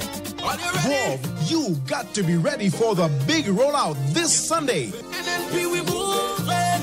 The new National Party's re-election campaign rolls to outside the Nutmeg Pool for the launch of the candidacy of incumbent St. John's MP Alvin Dabrio. If something can break, don't fix it, leave it full. This constituency endorsement rally is preceded by a concert of inspiration at 4:30 p.m. And then NNP brings its message of delivery and a clear plan for more future development. It's all about Alvin Dabrio this Sunday, as well as a special address by political leader Dr. Keith Mitchell. Also with a special performance, the international gospel singer Bridget Blucher. Let's go Grove this Sunday. The people say NNP, better for St. John's, better for Grenada.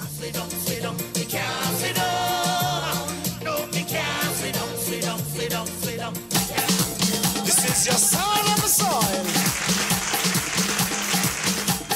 A man that grew up on fish oil. All right, and I think we have a caller online. Good morning, Sheldon. Morning, Devon. Good morning, my brother. Good morning, Honorable Mr. Dabrio. Good morning. Don't get jealous when you hear you talk about St. John, so you know. Don't get jealous. Yeah, I want to say Mr. Dabrio has delivered. He has served the people of St. John with excellence. And Brother Sheldon, I want to say, under the NDC administration, all right, Mr. Michael Church was looking for betterment for the people of St. John. But what you find happen with Mr. Michael Church, they pressure him, and so do they pressure the people of St. John. I want to say to Mr. Dabro, delivered, and the people of St. John will support you, and they will bring you back in the House of Parliament 100%. Because you serve them, you cares about them, and you don't only take care, but you demonstrate a care for the people of St. John. Among the project that you did in St. John, the people of St. John will totally support you, and they are 100% behind. Although I'm not from St. John, but I know, and I hear the achievement that you did for the people of St. John. All right? You love the people of St. John, and you care about them. So that's why you delivered. You delivered for St. John. And brother Sheldon and Devon, I want to say, Mr. Dabro, continue doing the good work that you continue to do for the people of St. John, because the people of St. John love you, and you love the people of St. John. So God bless you. I wish you a bright and prosperous new year. Thank you. Thanks, much appreciated. All right. Hey, we forget to tell people about that meeting in Saint, and I go to say same thing, you know. Yeah, in New York. New York, you know. New York. Kendra, Matthew and Stewart. Yeah, Kendra, Matthew and Stewart, and Senator Nolan Cox. They will be in New York this week. I ain't know how them dealing with that snow. But Kendra, you're on your own with that one. It's taking place this Sunday. That's going to be, oh boy, where is it? Come on, stay here. Right, no, come back up. Nice. At 11 a.m. And it's going to be come and meet and greet the NNP's candidate for Carriacou and the Petit Martinique constituency at the Kayaks Clubhouse. Yeah. That's 328 East and 93rd Street in Brooklyn between Lenox and Clarkson Avenue. So again, that's 328 East 93rd Street, Brooklyn, New York, between Lenox and Clarkson Avenues. Right $25. Right on top of the hill. Yeah, small contribution, $25 for adults, $15 for children. Home style cooking, they have an open bar between 11 a.m. and 2 p.m. So, hey, I see there's some kind of Carriacou food they watch. Devon, you could hold the fort. I feel I headed up. Boy, I think about it. Puma, send the ticket, boy. Come in. Yeah, I've seen what we on chop that little ad and thing there. For tickets, call 929-393-7711, 917-520-6150, 718-415-5039, etc., etc., etc. All right? Nice. Good. Yeah, we head in St. John on Sunday. But so I wonder if this is the first time that a campaign start in St. John. I can't remember a campaign started in St. John before. Usually St. George or St. Andrew. Yeah. I think this is the first time you have a campaign starting in St. John. Yes, St. John all the way. Yeah, and outside of that, Minister Dabrio, when you look at it and you look at the level of achievement that you would have achieved in St. John, it looked like in St. John alone, Brother Dabrio achieved more than the NDC, the whole NDC achieved. We are running for the other side in St. John's. Yeah, we haven't got anybody. But I can't hear about nobody. I wonder if you have a next candidate. No, we know about that. Oh, okay. Yeah, certain radio hosts want to be the candidate. Yeah, I understand that. You could come for the licks, we mind. We have a call online. Good morning and welcome. Yes, hello, good morning, sir. Good morning. How are you all doing this morning, man? Oh, we're fine. And morning to my minister, Mr. Davio. Good morning. I had to call this morning to wish you all the best, because I was one person at one point in time worked alongside the former minister in St. John for a very long time. Mm-hmm. So I know inside out in St. John. So I once again I wish you all the best. Thank you. In listening to a program sometime yesterday, I heard on one of the NDC program, and I heard that gentleman was, talking about what you actually saying. He was a NMP, and he left NMP. The people of Grenada, and especially the people of St. John, that he didn't left NMP. He was kicked out of NMP, because what he was doing, he was saying Jack and both sides. So to be on the radio station and telling people that he left NMP, that is not true. And when I really listen to that guy, it really scared me off. I mean, I'm a Grenadian. I'm a support of the New National Party, paid members. You know, when you say this thing about a political party, I support, and I know for a fact what you are saying is not true. It really gets under my skin, you know. And it's unfortunate that we allow people to say these things about our country, and we know for a fact it's not true. But all I have to say to this guy, I wish him all the best in his endeavor, and I don't know what will happen to him, you know. All I will say, I wish him all the best. Thank you, Brother Sheldon. You all have a wonderful day. Thank you, my brother. Thank you. And something I noticed, and I thought it was real disrespect, is that the NDC had a meeting in Grand Roy. And you know that they were telling people, vote for Nazenborg, don't worry about the candidate. Oh, my God. Very disrespectful. I mean, with their candidate on the stage. So it gives you an idea what it is that you're dealing with. Yes. My goodness, that is the height of disrespect. Height of disrespect. Yes. Because after that, I think the same candidate had a meeting in around Stony Gulch Central. And they had 5 people there. He, the DJ, and I think it was a truck driver and 2 people. Yeah, so they already write him off. Sure didn't count a dog that was passing by or something. So they already written him off.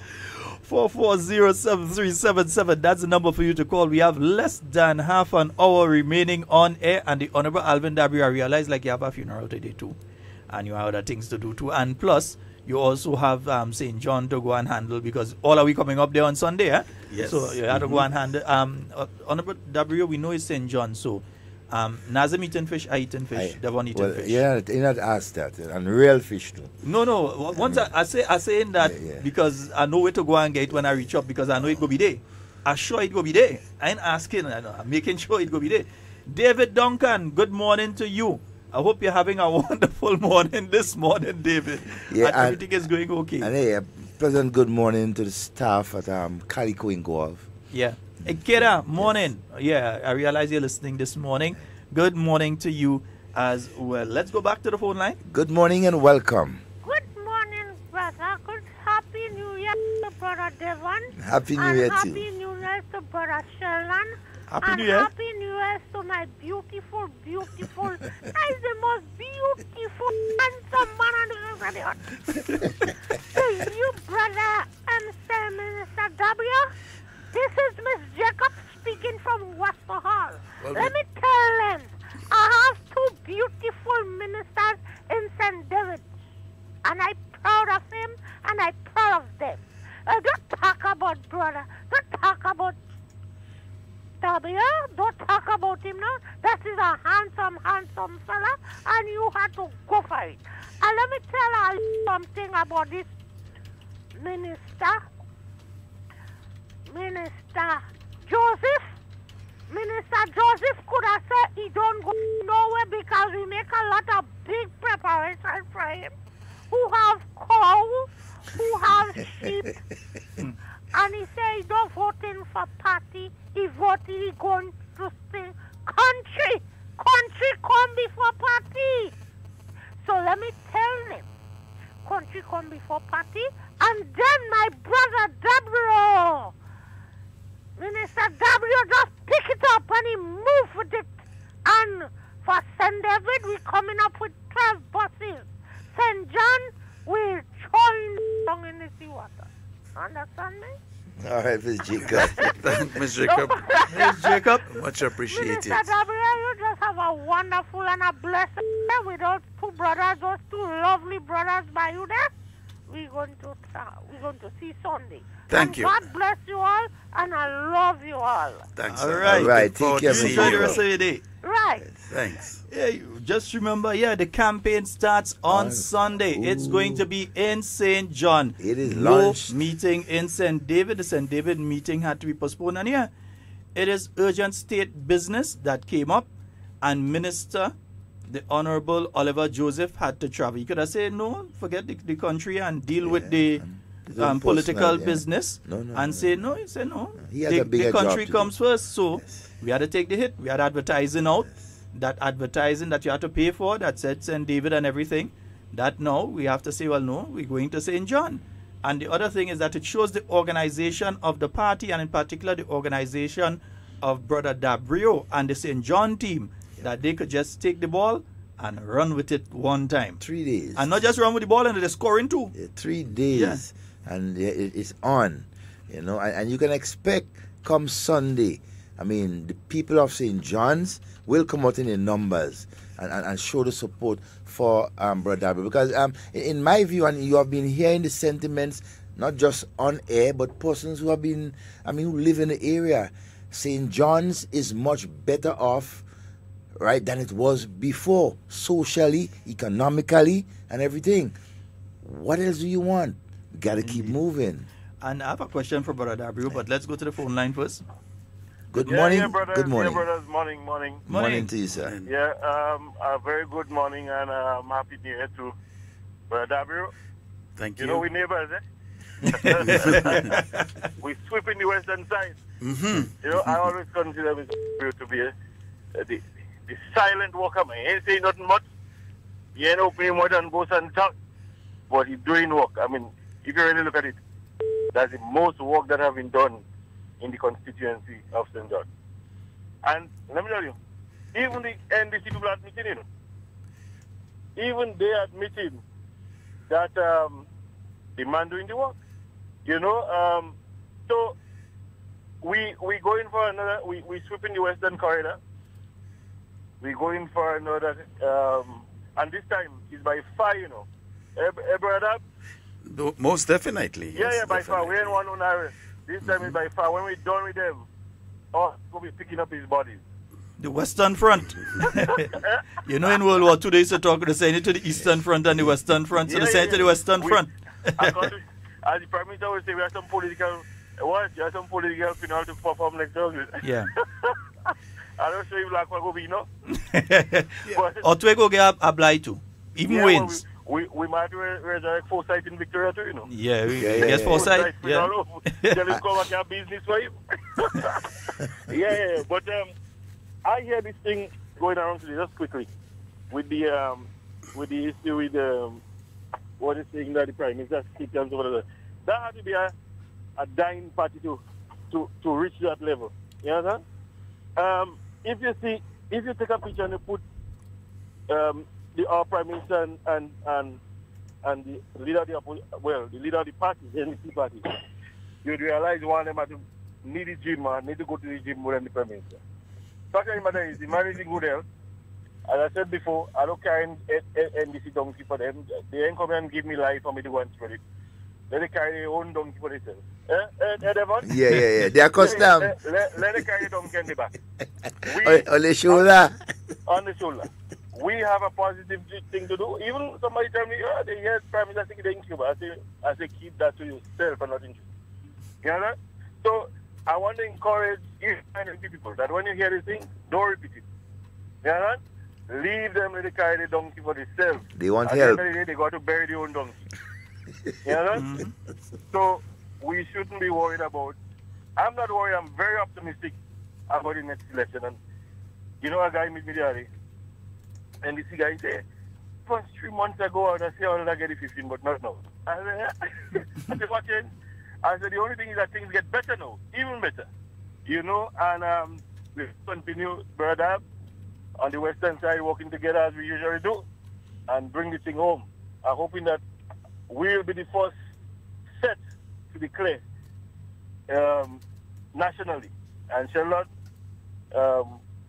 we know the rest would declare immediately after us, but with the western side going to carry that.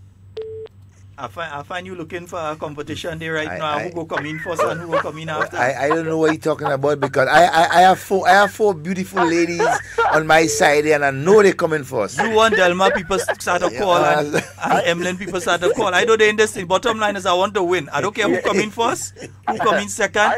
We coming in together. All of them come in first. I tell them we forget the idea about winning. Winning is not a thing for us. We forget the idea about winning. Yeah, sir. But we're going to do what we did in the last twice before, 15. I make no apology for that. 15, because there's no... Guy said to me there, just before I go, I don't remember my name. why kid you call election kid freed? Before kid used to call snap election. And probably before you had a little people on their phone and picture name who probably, you feel that you need to think. But right now, who they on the other side is bodies, dead bodies, So the Prime Minister don't have to be afraid of. He could easily take his time, call it when he chooses to. And if I was the Prime Minister, I'd go down to June. Stretch them out. Stretch them out and go down to June. All the little money they have and they're begging for, by the time election done, they don't have a cent. You understand? And so, but we good. We're looking good. I like the energy of our people, and we're working for the big victory. Mr. Dab, yeah. We there with you. Yeah, thanks all a lot. For all and all for one. Yes, and if I could echo what you're saying, they're talking about why you don't call this snap election. The previous administration, they didn't have a choice. They could not go back to Parliament. Nope. So they run out of time and they run out of money and they run out of, everything, no management skills. So they were forced to do it. This government is in a comfortable position and there is no need to rush anything because everything is going good. And something I also noticed, and it took me by surprise at first, but now I'm getting to understand, is that you have some really known NDC people, and they would tell me that they really appreciate, my leadership in Guelph and what I've done for the constituency, and although they're not switching parties, they're voting for me because they want to see what was happening in St. John's continue. Exactly. And I remember Carlton Gully in Cloget. The night of the election, Carlton Gully were in the NDC office with the bottles of champagne ready to pop. And then afterwards, Carlton, after he see, and as a matter of fact, was asking him, what it is that you see that was done to make you come and support myself and the New National Party. And he brought something to the front that I didn't even, wasn't even thinking about it. There was an issue with his land and the community in Cloget where they were doing the natural spring there, etc. Yeah. And Yes. they were doing some work there. And he just said he just liked the way that I stood up for the community. And that was the only thing that I was worried about.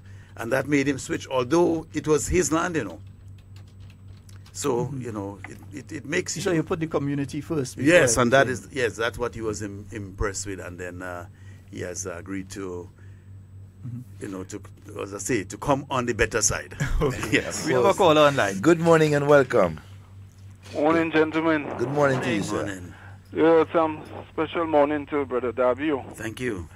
Brother Davio, I think it's the eyes of it that you have represented your constituency very well. Thank you. Very well. I think the eyes have it. Yes, the eyes have it. Brother Davio, I wish to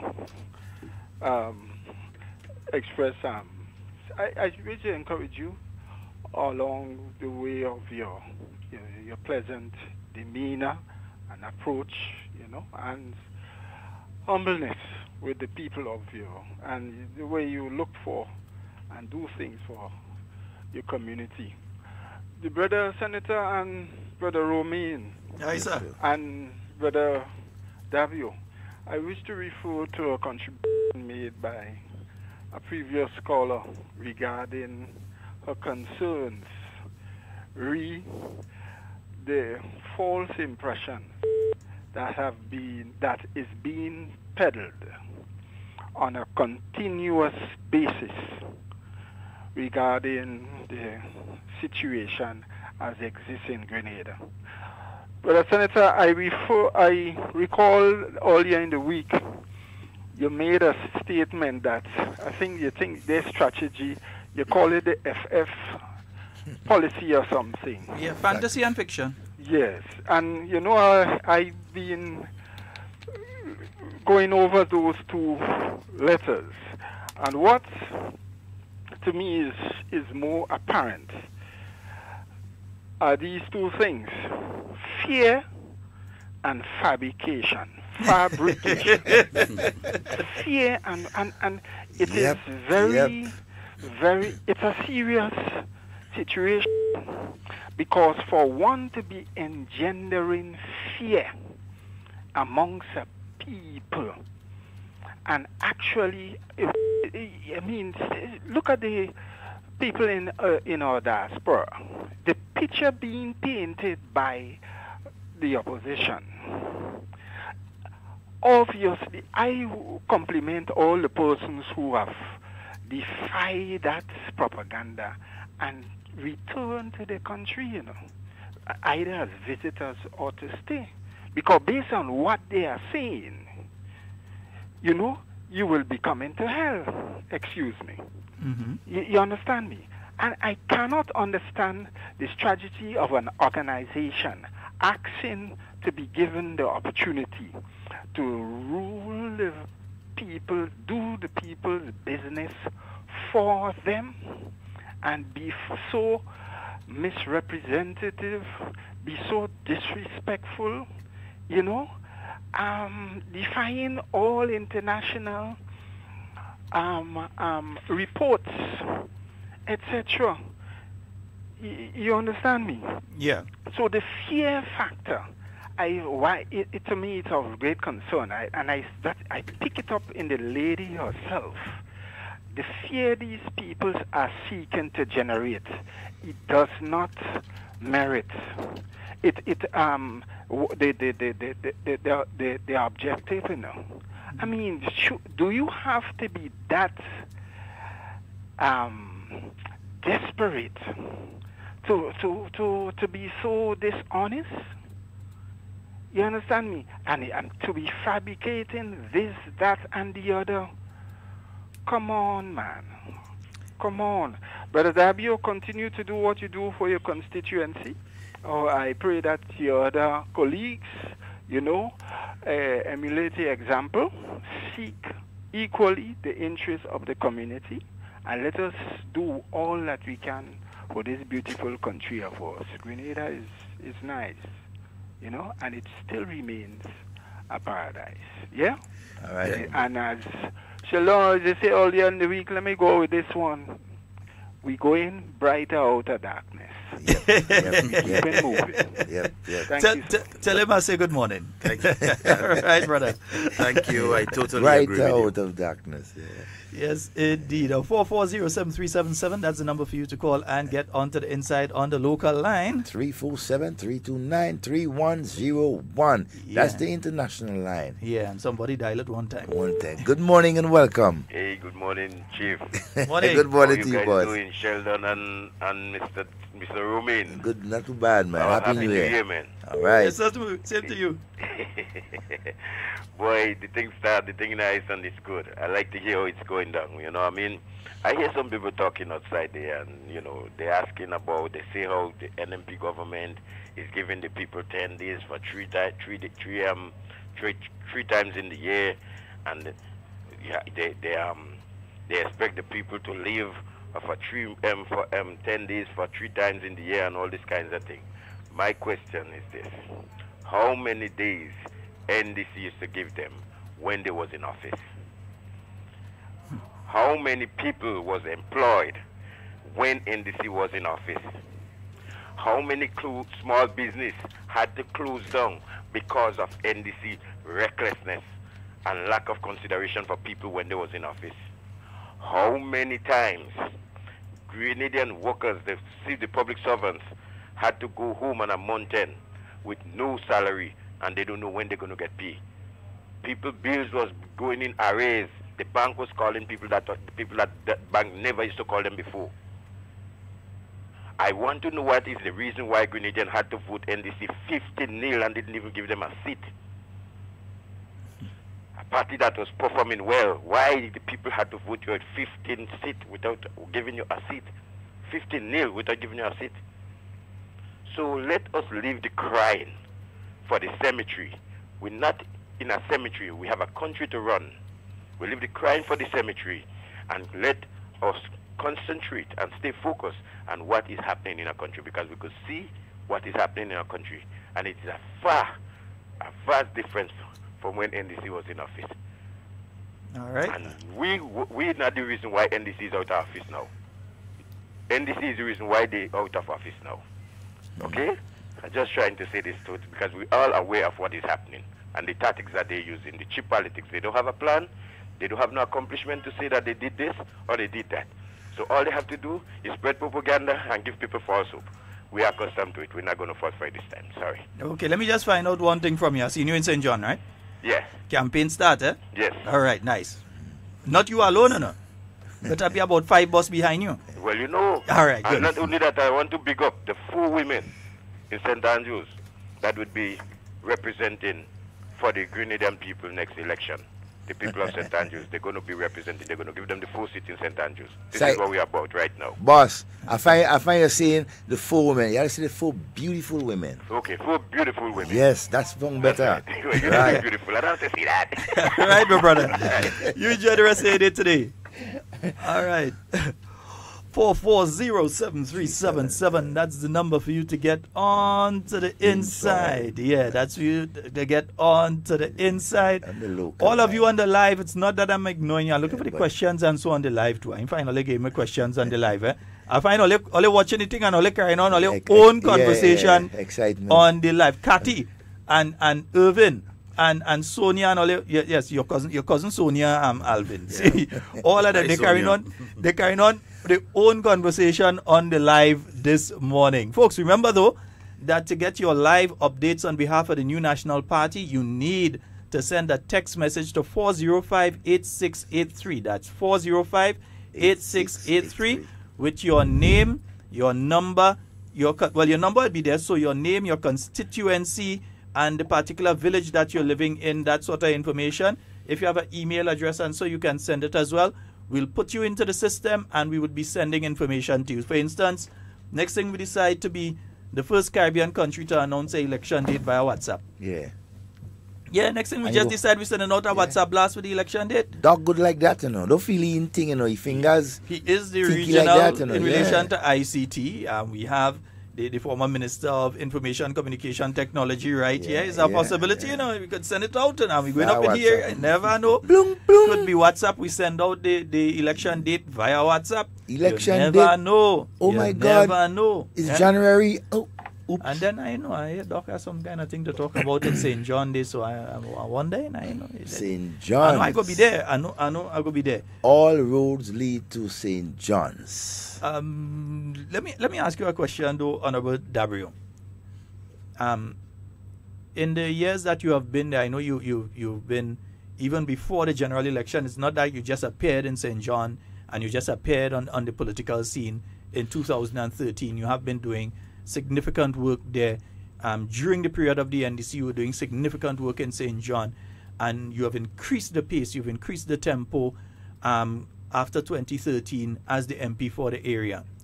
What do you see as your biggest achievement thus far as the Member of Parliament for St. John? If you could choose one or two, what would you see as your biggest achievement so far for this term? Well, Sheldon, there is so much achievement that it would be difficult to choose. And what I noticed, though, is if you choose something in Concord, people in Cloger would be upset, or Mongrambi, whatever. So, watching my words, and I know we have accomplished quite a lot, but I'm very happy that we were able to do so much sidewalks, especially for disabled people. You would see and the elderly, especially. Yeah, there is so much walkways problems that we have done that you see that they're talking mostly about Albert Benjamin, but Albert, they were just using Albert politically. But generally we have did quite a lot of those little sidewalks, and I'm happy because that is what, you know, people now don't have to change 2 shoes and be embarrassed when you're going out. At least, you know, you don't have to be so careful in walking through stones. And we have did that right through the constituents, even through places like Constant Springs and lots in Dr. Bell area, Stony God area, and quite a lot. So that is one of the things that I'm happy I was able to do. Mm-hmm. The other thing is quite a bit was done in education. We have the preschool in Concord. When I got there was the roof was totally bad. So we do the whole preschool in Concord and furnish it. And we have a record number of people getting educational assistance that we're able to do. So that again is I'm very happy. Because these things you don't see the manifestation during your short 4 years. Mm-hmm. These are things that would happen down the road. So, as I say... So a lot of things that you've done, and you could see in the future how this is going to benefit the people of St. John. Exactly. And even certain things that were done in the fishing industry, we wouldn't see it right now, but we will see it. We would see it down the road. And so even if I'm talking about it now, it would be difficult to see, you know. It's like a conception. Like, speaking about the reefs and so on, because once those are regenerated, it's going to increase the fish stock. But it's not something that you're going to see next week. It's not something you're going to see even next year. You're going to see it in the years to come. Yes. And even things like a sewer system for Gulf, because we know what's happening there.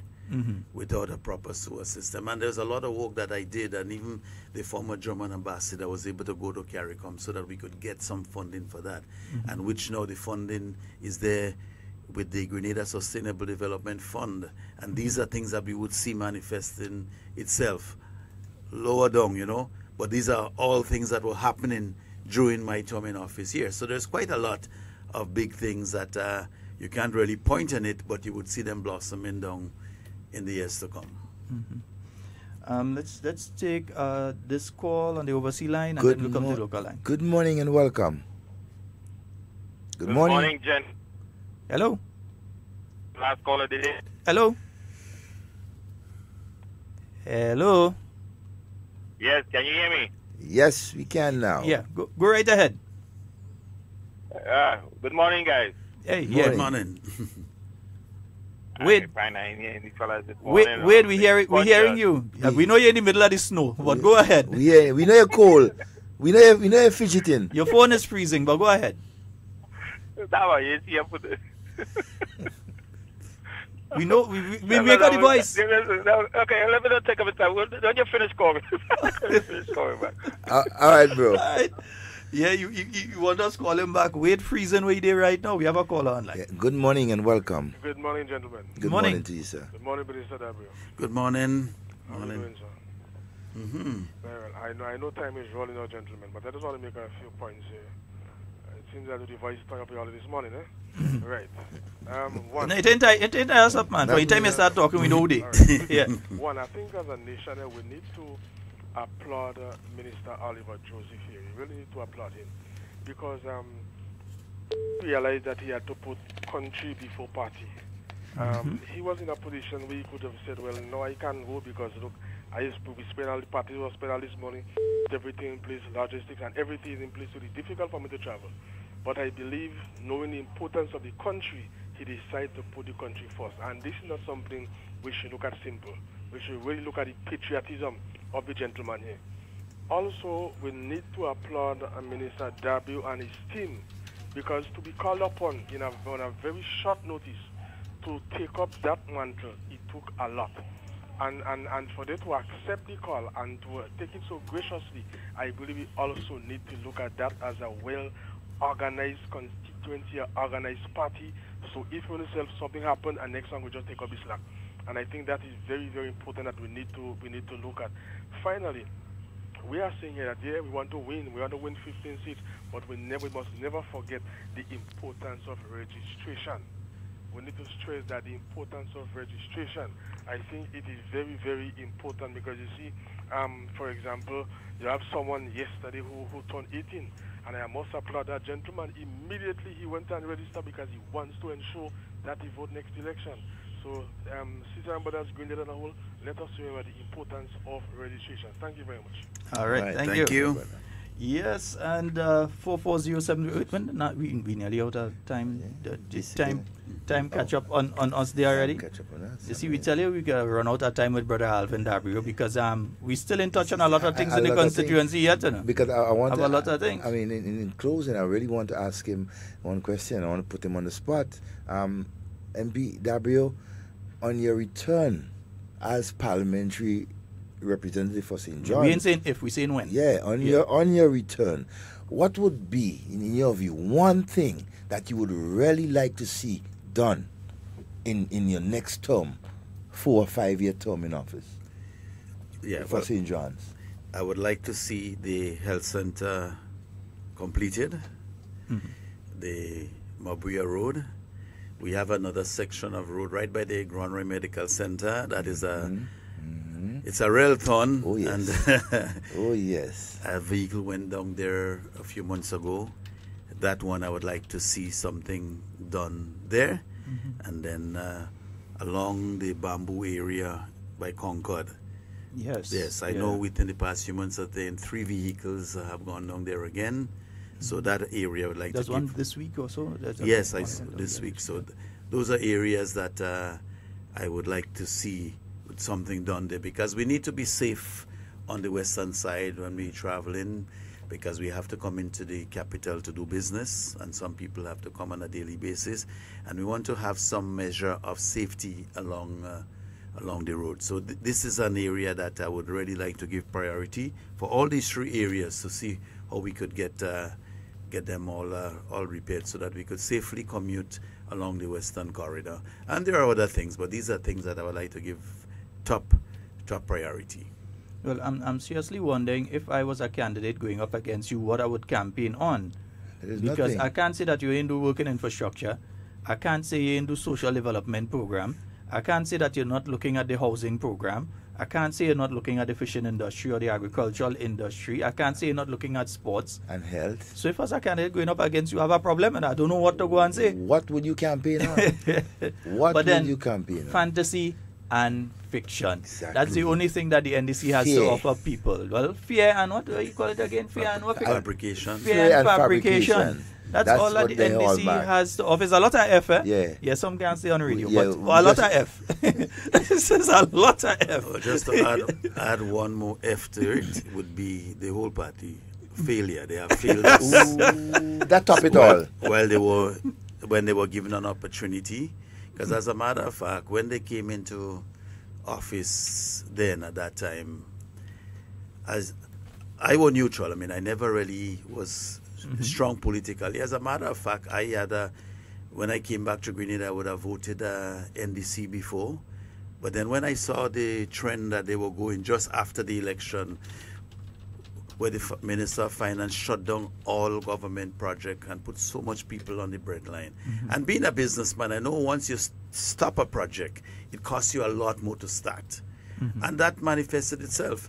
And soon after that, I had a meeting with an investor in St. Lucia. And they were looking at investing in the Caribbean, and I went there from Grenada. And early o'clock, the group said that Grenada, the news out is that the country is broke, so we're not going to do any business in Grenada. So I just had to head back.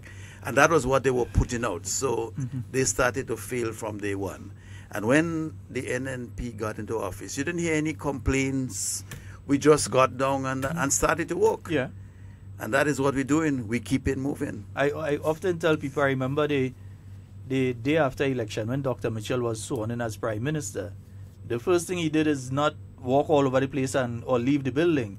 He went to the back of the Trade Center to meet with then Timothy Antoine, the Permanent Secretary, and the other officials from the Ministry of Finance to get a better idea of what the finances of the country are.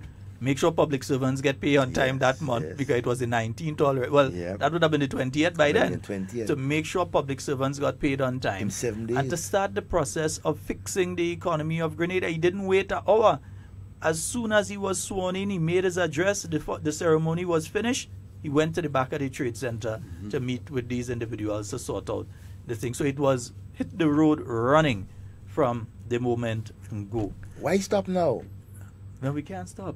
We have to keep moving. Gotta keep moving. And that's what good leadership is about. Yes, indeed. Yes. Example. Brother W, any closing words for the listeners? Yes, I would like to at least welcome everybody again to Guav on Sunday. We're hoping to have a beautiful, it will be a rally because... we know what's going on there, right? It'll be a beautiful one. And it's not only, again, about the hype.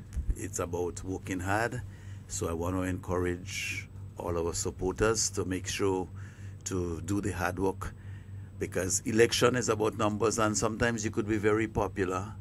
People like you, but if the effort is not made to make that voice or that vote count, then it's all for naught. Yeah. So we have to make sure that we do what we have to do and not take things for granted.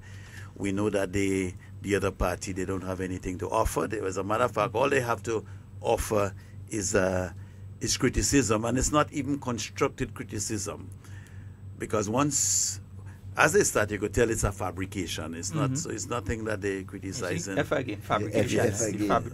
Fabrication. Fair fabrication. Fair fabrication, failure. Yes. Fantasy fiction. Yes.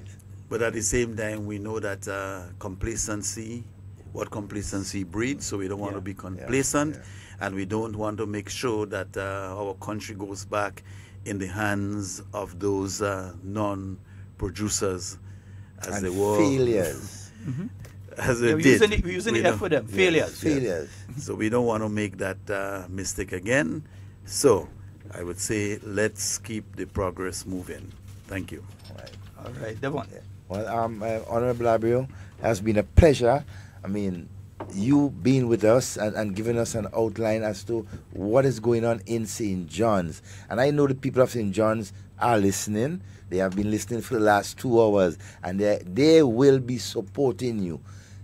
Come next election, you will be returned as the parliamentary representative. I really want to thank you again for being here with us and for sharing with Hard Talk listeners, wherever you are, on what is going on in St. John's. I have some friends on the land Saturday morning. Yes. And I just want Ken Don Antoine said another F, fake. Say they are fake. I think that is the biggest one. Yes, fake. The biggest one, Ken Don. That is the biggest F that they are. Fake. From news to the personalities of them, they fake. Big time. Folks, that's all the time we have for today. Oh God, the stations may be turning their eyeballs up. Yes, so I'd like to thank each and every one of you, all of the various stations. Wade, thank you, man. Wade is always there with us. Yes, always. And remember, all roads lead to St. John. All roads lead to St. John on Sunday. All roads lead to St. John's on Sunday. Saying whatever you say, whatever you do, we're looking forward to seeing you up there. So do it safe and secure, because we want to be speaking to and with you. And not about you. Hey, Shirley, good morning to you. You Adam listener to us. All right. Later, folks. Shirley Lacrette in Florida. Yes. It's not really complicated. Elections are about choice. Between 2008 and 2013, $70 million was spent on scholarships for youth. Between 2014 and 2017, $185 million was spent on scholarships for youth. Vote NNP. Vote competence. Stay up to date with all that's happening with the new national party, NNP. Send us a message via text or WhatsApp on 405-8683 with your name, email, and constituency. Stay in the know with NNP. Get updated.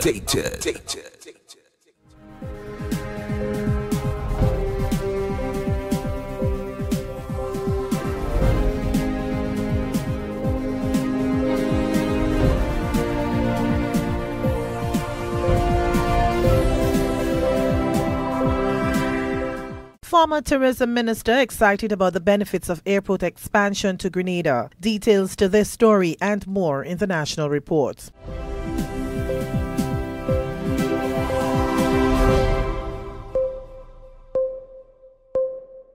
With the National Report, I am Wendy Edmonds. Former Tourism and Culture Minister Honorable Alexandra Otway-Noel is convinced that the expansion of the Maurice Bishop International Airport will reap significant benefits for Grenada. The government of China has provided a concessional loan of $66 million for work on the airport. In an interview with the Government Information Service, Mistress Otway Noel said it will spell greater opportunities for the various sectors of the economy. The airport is a window to our country and is also for export. Our Marketing and National Importing Board is doing such a tremendous job. I mean, I commend them every day. I think they're doing such an incredible job. And the fisheries are doing an amazing job. And we have product. Grenada is a breadbasket. But we need to be able to have the facilities to properly import and to export our goods around the world. So the airport plays a pivotal role in that. And so this is all part of what they're doing. So I want to commend the minister, the now minister, for getting the ball rolling on this expansion project. And it's about time, you know, these are things that we're doing, and this is why we have progress. We have things happening. We're going in the right direction. She says the expansion of the airport was part of a master plan drawn up years ago, but was placed on the back burner. In fact, I was chairman of the airport board then, and this master plan was written up with the departure lounge upstairs, with the jet bridges, with extra cargo space and a taxiway and an apron. In fact, the actual apron, which is the section in front of the airport where the airplanes park, is supposed to be extended. The mountain under the tower is supposed to come down, and the whole back part is supposed to be hangars for private jets.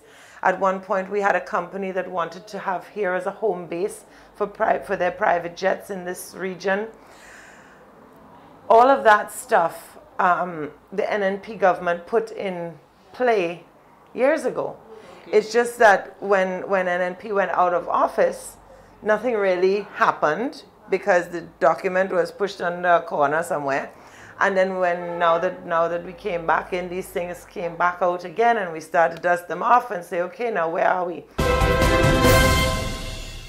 Grenada's cassava industry recorded significant growth in 2017, with more growth projected for 2018. That's according to the Caribbean Agricultural Research and Development Institute, CARDI. The development of the cassava chain saw weekly trade move from £160 in 2015 to £520 in 2017, and from $11,000 to $37,000 during the same period. There's also greater interest in other cassava value-added products, especially the cassava pone. So although we are highlighting the mash, but the cassava pone has also been building. CARDI's representative Reginald Andel says although the interest in cassava production is growing, the industry is faced with a challenge. There is a short supply of cassava. Cassava now is in a sense short supply, and that is good. We welcome that. However, we have to continue working to make a change in that, so where we once again have sufficient production or maybe overproduction in a slight way, so that we can keep the system going. CARDI has been partnering with one local bakery to produce and distribute local cassava bread. A Grenadian labour market and migration consultant based in Canada is recommending that Grenada and other Caribbean countries seek creative ways to generate greater interest among young people in medical services. Mr. Justin Pierre says this can be done through a mentorship program similar to that undertaken at the University of Ontario, where young people are encouraged to explore opportunities in that area. He believes that targeting secondary schools can help to address the problem of a shortage of medical professionals in the Caribbean. The Ministry of Health should have maybe a career day, a health career day. Invite certain doctors to come in, people from the Ministry of Health, to the leaders in government, to say, hey, who I am, have you ever considered being a lab tech or a doctor or a nurse or whatever? Mm-hmm. and so that they will be exposed to that career. Right. Because if not, your situation of health would affect your labor market. The results of a study presented in Brazil in 2014 showed that by the year 2035, the shortage of healthcare workers in the world could hit the 12 million mark. In response, the World Health Organization commissioned PAHO to undertake a study on the effects of the migration of health workers. This is the National Report. More news after the break. Data reveals that rats and other rodents are responsible for the transmission of many diseases. In Grenada, the most common is leptospirosis, and it can cause your death. This disease is directly related to rats and mice infestation. Signs and symptoms of lepto, as it is commonly referred to, are high fever, headache, chills, muscle aches, vomiting, jaundice, and abdominal pain. If your home had or is infected with rats and you have any of these symptoms, please check with your doctor immediately. Declare war on rats. Starve them. Kill them. Rats are the most unwelcomed guests. Reduce, control, eliminate them. This is a message from the Ridge to Reef Project, protecting biodiversity and ecosystem functions.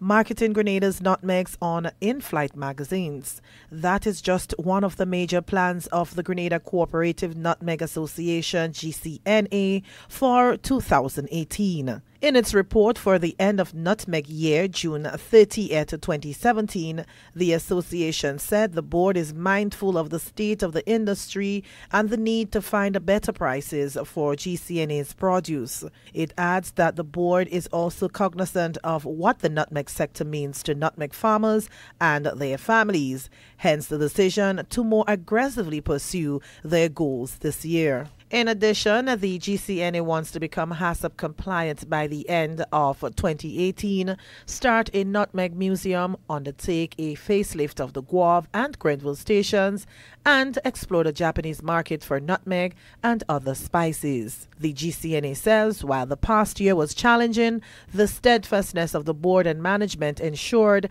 that the association achieved some positive results. This has been the National Report. I am Wendy Edmond.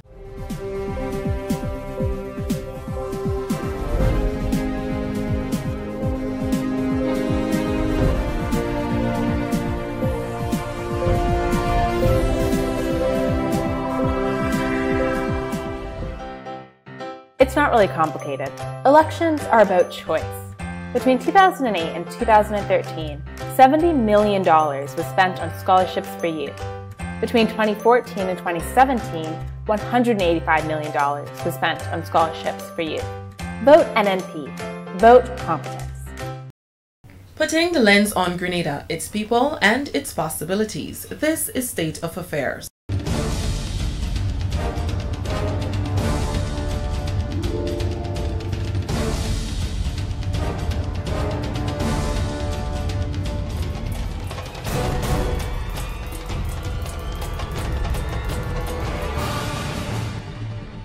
Reporting this week, I am Abigail McIntyre. Ministry of Youth Fly program continues to be a success. Here are the stories of those who are benefiting. Imani Hope trainees are excelling in their fields of training. Find out how opportunities have transformed their lives. And State of Affairs continue to highlight the pronouncements from the platform. See what is being said in this week's episode. Rakisha St. Louis, June Paul, and Delroy Louison all report from the Grenada Heartland when we come back.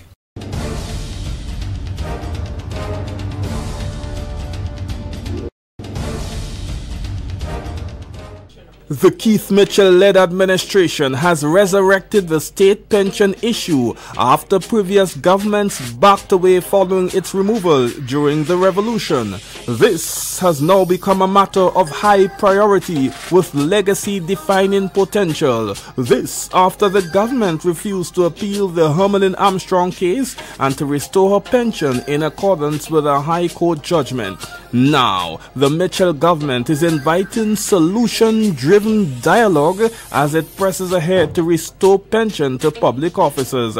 Cartac has been contracted to provide possible solutions. A pension consultant from Washington is also on the case. The IMF has pledged technical support, and government is urging stakeholders and union leaders in particular to come to the table. The Mitchell government is appealing for solution-driven dialogue designed to restore state pension to public officers.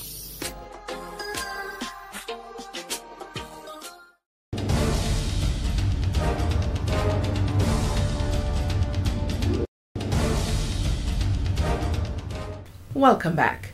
A program of the Ministry of Youth is giving at-risk youth another chance at a better life. It's called Fostering Level-Headed Youth, or FLY. Rikisha St. Louis tells us more. There is a saying that the main hope of a nation lies in the proper education of its youth. The Keith Mitchell-led administration for years has been investing heavily in youth development through skills training, job placement, small business development, among others.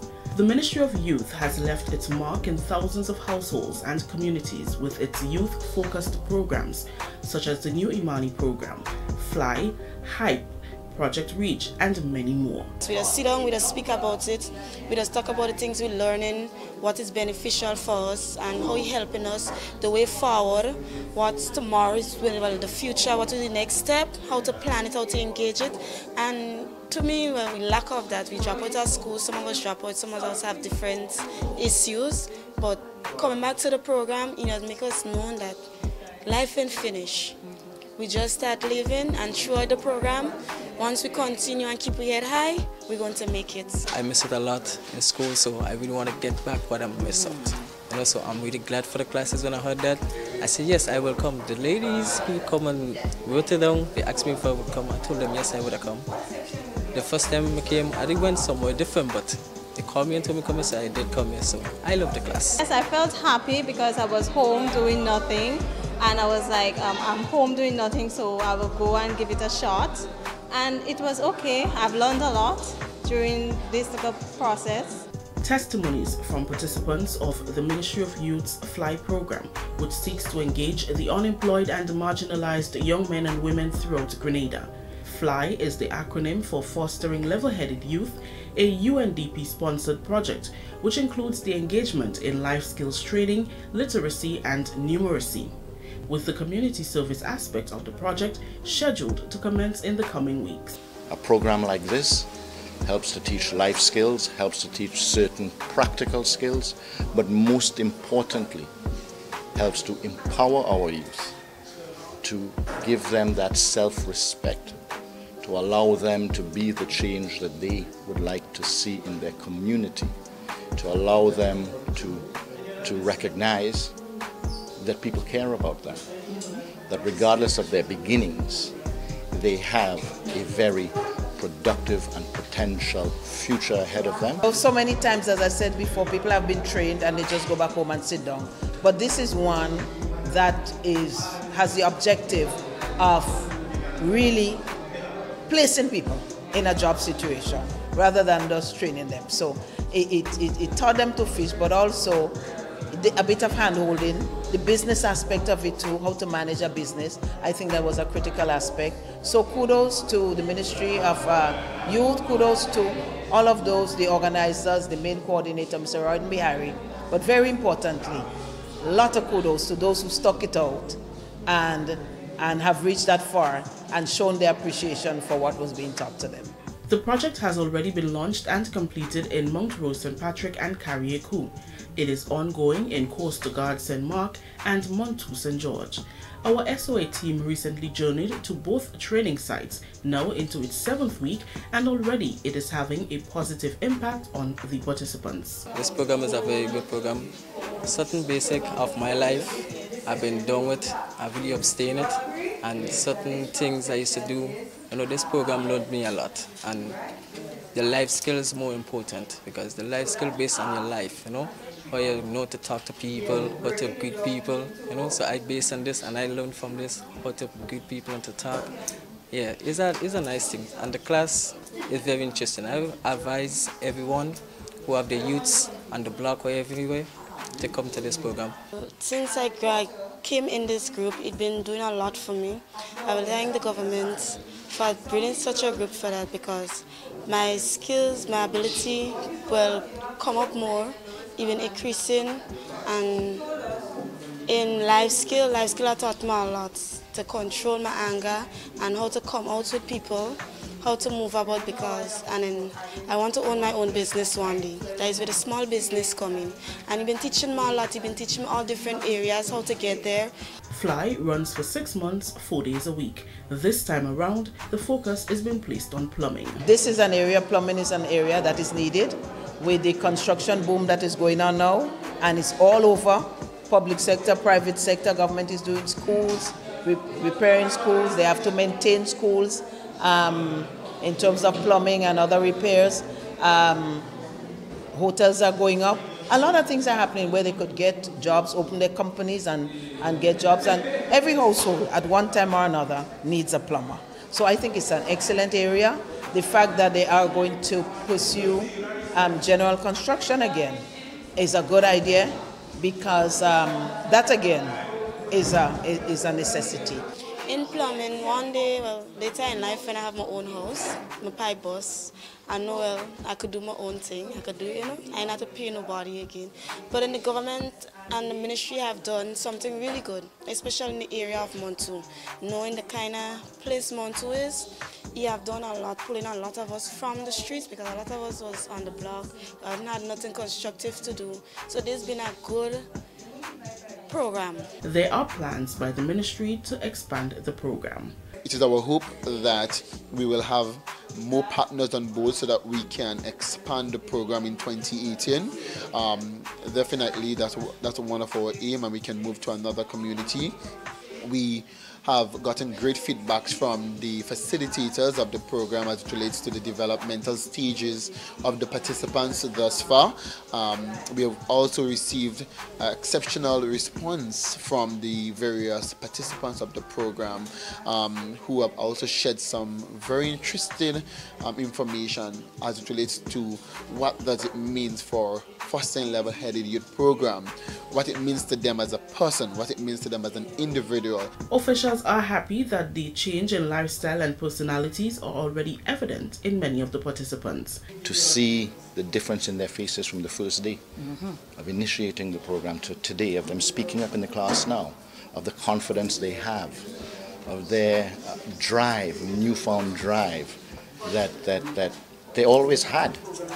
But a program like this allows them to reach inwards and find it again and bring it out there to go out and make a difference. The changes that they have came about within the individual life and within the individual development thus far, with only 6 weeks into the program, we have seen a number of positive reaction and feedbacks from the participants. And with this newfound training, the participants themselves are anticipating a brighter future. I would love to tell them, continue to get an education, go out there and get a good education, because at the end, if you might not, we know the government is helping us with the program, but one day we have to do it on our own. Because for somebody like me, have to come back in a program like this to get to know, the things I'm capable of doing, I could have done much better if I had stayed in school, if I had my head on. So I would love to educate the youths of today, especially the ones on the block, to get out there, find something, get yourself in a program too, so you can develop yourself, because we are somebody. We could be somebody greater than today, yesterday, and still in the future. I would like to be an entrepreneur myself. I don't like working for people, so I rather open my own business, and it helped me a lot in the sense of sorting out my business plan and getting the strategy of marketing the product and as well as the business. So a year from now, I see myself, doing some falls, and they bring it to light, so I could do so much more, and doing the business plan and getting on board. It helped me very much. Reporting for State of Affairs, I am Rikisha St. Louis. These are the images from across Grenada. This is State of Affairs. More stories from the heartland after this. Madam, what it is you doing there? You could hurt yourself and hurt the baby too, Thank you, sir, for your concern, but I am in no distress. If you don't mind me asking, Madam, what it is you carry in there? This is an LPG cylinder from Petro-Caribbean. Petro-Caribbean? LPG? So you don't know Petro-Caribbean selling cooking gas now? The bottle light and easy to handle. That is why even me could carry it with my big belly. And so the best part is the price better than the rest. Wow. Petro-Caribbean, energy for union, available at distributors and retailers across Grenada, Carriacou, and PT Martinique.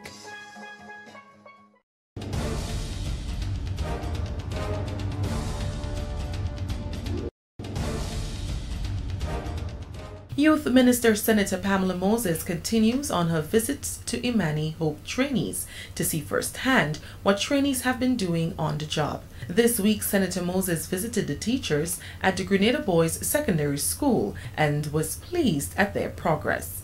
June Paul reports.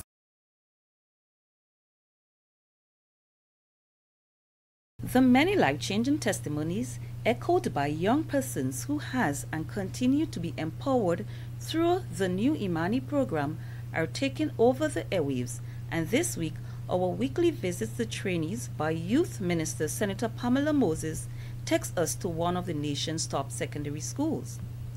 The trainees you are about to meet are employed as assistant personnel in a number of areas within the institution and were recently awarded certificates in Caribbean Vocational Qualification, CVQ, and the National Vocational Qualification, NVQ, under the program. Agatha Lewis, Assistant Secretary at the school, was delighted in sharing her story with State of Affairs. Ms. Lewis says she enjoys working at the school and spoke of her daily duties performed. Agatha shared on her achievement of success as a proud holder of a Caribbean Vocational Qualification CVQ in General Office Administration. Okay, I did office administration, general office administration, where I obtained the level 2 in the CVQ. My next step is that I want to get a higher level, because where I'm at now, I think it's just for most likely an assistant. But the 3 would give me like a supervisory position. She offered a word of advice to other young persons. It's a great opportunity to obtain the level 2 CVQ because you get more exposure to things that you did not know before. Liberian Ms. Janelle Lewis, a proud recipient of a National Vocational Qualification NVQ certificate, is a multitasker at the GBSS and says she is pleased to be placed at the institution. It's been a bit challenging in terms of the classes and the up and down and stuff like that, but then having come to the end to get your CVQ or your NVQ, it's been worth it, definitely worth it. Having been given the opportunity to train at the GBSS, Janelle is now thinking of further developing herself. Okay, so for me, GBSS is basically the step I am at now, using my office skills here to really improve myself, and mostly I might try for graphics because I'm really into computers and anything digital, so I might go for graphics after this. With the growing demand for knowledge in information technology at schools, the GBSS can proudly boast of a well-established IT room. Calvin Antwine, information technology teacher at the school, highly commended his assistant, Shawneel Charles, an Imani trainee attached to the IT department. He believes the new Imani program has had a tremendous impact on the quality of education and service offered by the school. At present, Charles is pursuing a CVQ in information technology. I must say it's an excellent addition to the support here in GBSS because, of course, you know, it's public school and computer repair costs can be so expensive. Sometimes we spend hundreds of dollars on one system. So now that we have our on-board support, yeah, he's always here. If any computer goes down and so on, he quickly repairs it and so on. So we always have our full complement of systems functional in a time of technology. In this case, I mean, the impact is known countrywide, but in my case of GBSS, I mean, it's good support that in the event that a computer goes down, we don't have to wait on the necessary computer store. We have an on-site person, so it can be up as soon as possible. The training component of the new Imani program is subdivided into 4 categories: namely apprenticeship or on-the-job training, direct skills training, enterprise or small business, and community development initiative. Upon completion of the training, the successful trainees are awarded a CVQ or NVQ. Ms. Giselle Dominic is one of the many young persons who have completed a CVQ in graphics designs and now holds a recognized certificate in that area. Giselle, an assistant art and graphics teacher with background teaching experience, says having completed this course landed her at the GBSS. It was a new experience, especially for the graphics design. I never thought that I would have enjoyed graphics design or had any idea that I would have been working in that field. Mr. Josh St. Louis, art and graphics teacher and supervisor for Ms. Dominic, applauded her dedication to the job. All right. How's her attitude towards work? Ms. Dominic is very vigilant. She's always on time. She comes, she makes sure the boys are settled. She's very good at preparing the tables and the forefronts for art.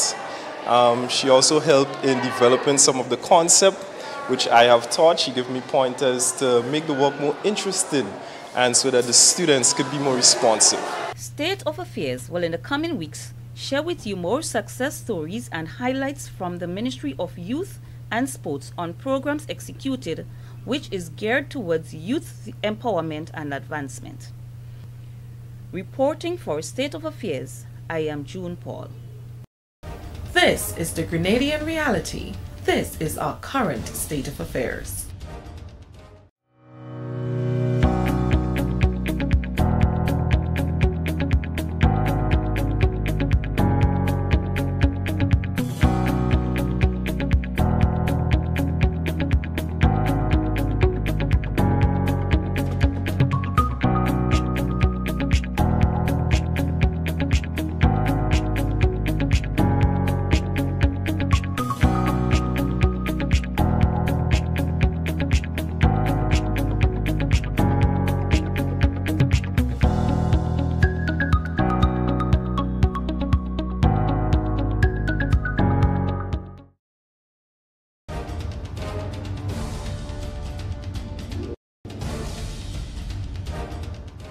As the road to another general election draws nigh, the government of Prime Minister Dr. Keith Mitchell has begun meeting with constituents across the country, introducing candidates up to run on the party ticket.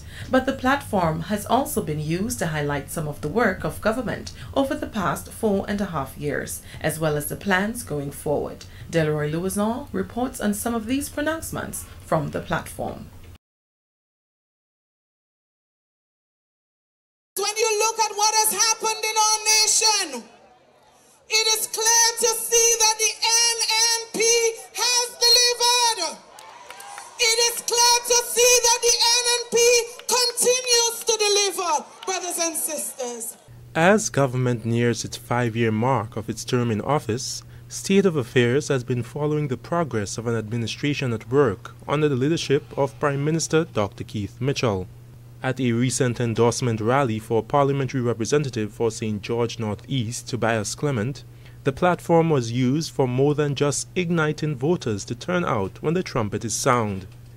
Ministers of government also used the opportunity to testify of the progress made over the last 4.5 years.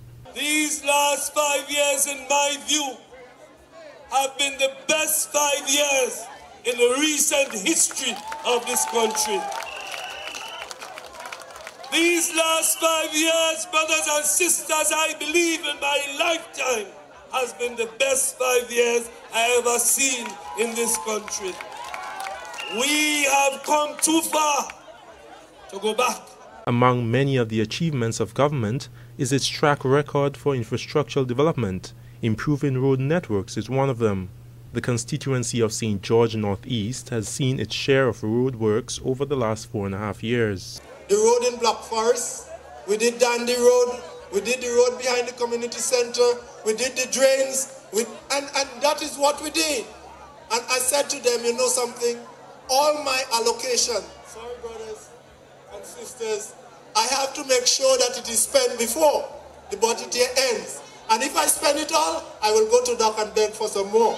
These works, Clement says, has created more opportunities for the people of the constituency. Brothers and sisters, today you can travel from Bossajou to New Hampshire unimpeded. And not only that, the Grenville Road has now become a tourist route. So they can go to Granite Land, they can come to Annandale, they can go to the gardens and then move to Concord. This is the route now. Not only that, but the buses that come to New Hampshire can drop our brothers and sisters off right at their home. And this is what we brought. But you know, we did not only stop there. We moved to complete the Woodlands Avenue Road.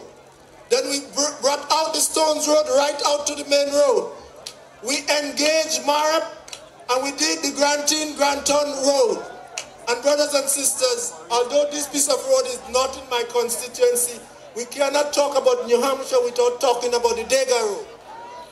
Clement also announced that government was able to provide running water for the first time to a community in his constituency. 2 years ago, I engaged Nawasa, and just behind the hill, in the little village over Mankuma, Mayan, it was the new National Party again who brought water to the citizens of Mayan.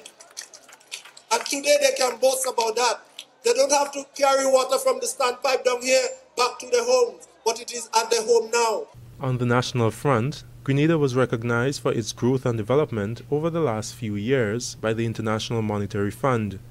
This is testament of the successful efforts of government to put the country back on a sustainable economic front. The IMF Managing Director, the top officials of international institutions, I joined Prime Minister Holness on the podium on discussion of the way forward for the Caribbean. And Grenada was being touted as having one of the most prosperous moving economy in terms of growth development in the Caribbean.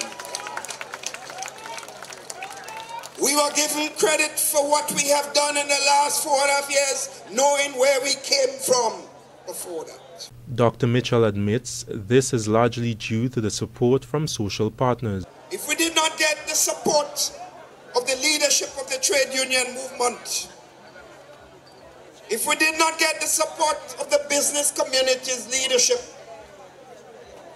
the leadership of the churches, and the leadership of the NGO community, non-governmental organization, sisters and brothers, we could not be where we are today. There is no doubt the Grenadian government has placed the country back on a sustainable path of development and have encouraged growth in many sectors of society, providing jobs and restoring hope to many, especially the nation's youth. State of Affairs will continue to monitor the pronouncements on the platform. For State of Affairs, I'm Delroy Lauzon. And that's our picture this week from the home front. That's the current state of affairs. As we speak, our reporters and producers are gathering more stories from across Grenada as we prepare to tell them. I am Abigail McIntyre. Putting the lens on Grenada, its people, and its possibilities. This is State of Affairs.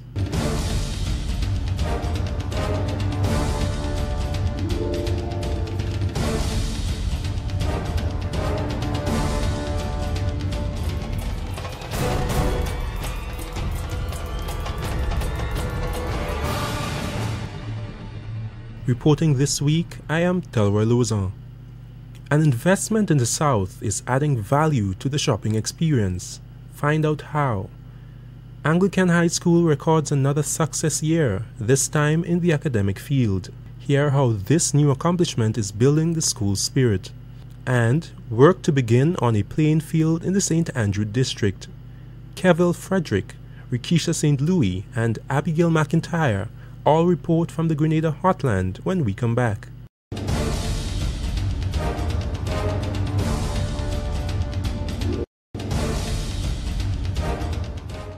The Keith Mitchell-led administration has resurrected the state pension issue after previous governments backed away following its removal during the revolution. This has now become a matter of high priority with legacy-defining potential. This after the government refused to appeal the Hermelin Armstrong case and to restore her pension in accordance with a High Court judgment. Now, the Mitchell government is inviting solution-driven dialogue as it presses ahead to restore pension to public officers. CARTAC has been contracted to provide possible solutions. A pension consultant from Washington is also on the case. The IMF has pledged technical support, and government is urging stakeholders and union leaders in particular to come to the table. The Mitchell government is appealing for solution-driven dialogue designed to restore state pension to public officers.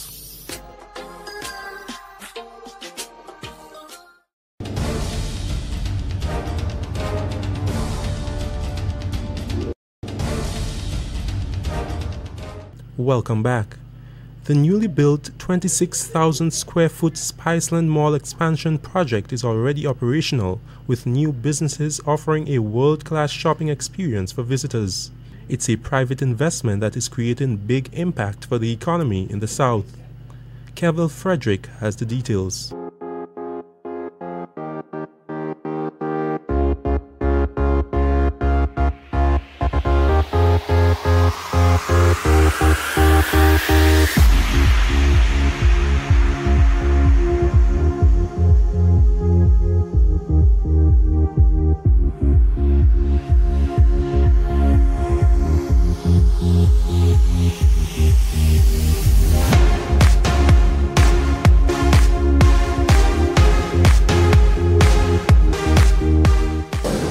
From outside, you never think all the spaces here. You see? From outside, lovely to see. This is going to be the new location for Corp Bank. Oh, I see. Yeah. So, but this will be the office. We have a law firm here. Law firm here. Yes, Denku. Yes. So she took here. We have a doctor's office here. You got everything here? Somebody gets sick, they know to go? Yeah. Yes. Right. Right, the lawyer, you need a lawyer, come here, right? Yes. This is going to be who? I think Digicel. Okay. And that's Terror here. Yes, Terror. It took almost one side, yeah? And that's the doctor's office here. That's the Terror have quite a few. They took almost this entire side. They must be doing very well. Well, of course. Yes. 4 years ago, they wouldn't even take a spot. Spiceland Mall International, Grenada's premier shopping center, is home to over 30 stores, where shoppers can get anything ranging from groceries to electronics, banking services, clothing, medical, legal, to delicious culinary delights, to name a few. Earlier this year, the Hadid Group decided to seize the opportunity and expand the mall's shopping space as investor interest grew. On August 24th, Prime Minister Dr. Keith Mitchell, accompanied by the Executive Director, Mr. Hassan Hadid, toured the newly built 2-story 26,000 square feet additional shopping space in an informal meet and greet with business operators and investors. During the visit, the Grenadian leader was captured interacting with business owners. I say, you guys, I told him, if a man does something wrong, he has a lawyer here. If he gets sick, the doctor here. Yes. If he wants to drink a lot of rum and then get a hangover and make a coffee, you have everything here. All the services are here. Everything here. Yes. And did you sell the phone services there? Everything. Yes, good. Well, take care of yourself. Thank you very much. Lisa Herrera. Morning. Pleasure, man. How Pleasure. are you? So that's your corner. This is my corner. Saffron. Cinnamon.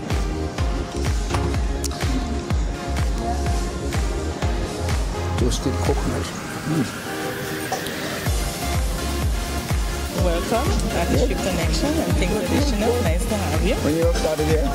We were down at the first building and then we moved over here about 4 weeks ago. Oh, yes. They have expanded. So we have expanded.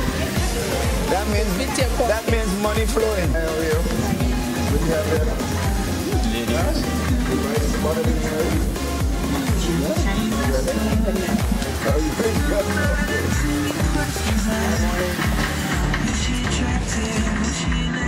you look good, to tell you.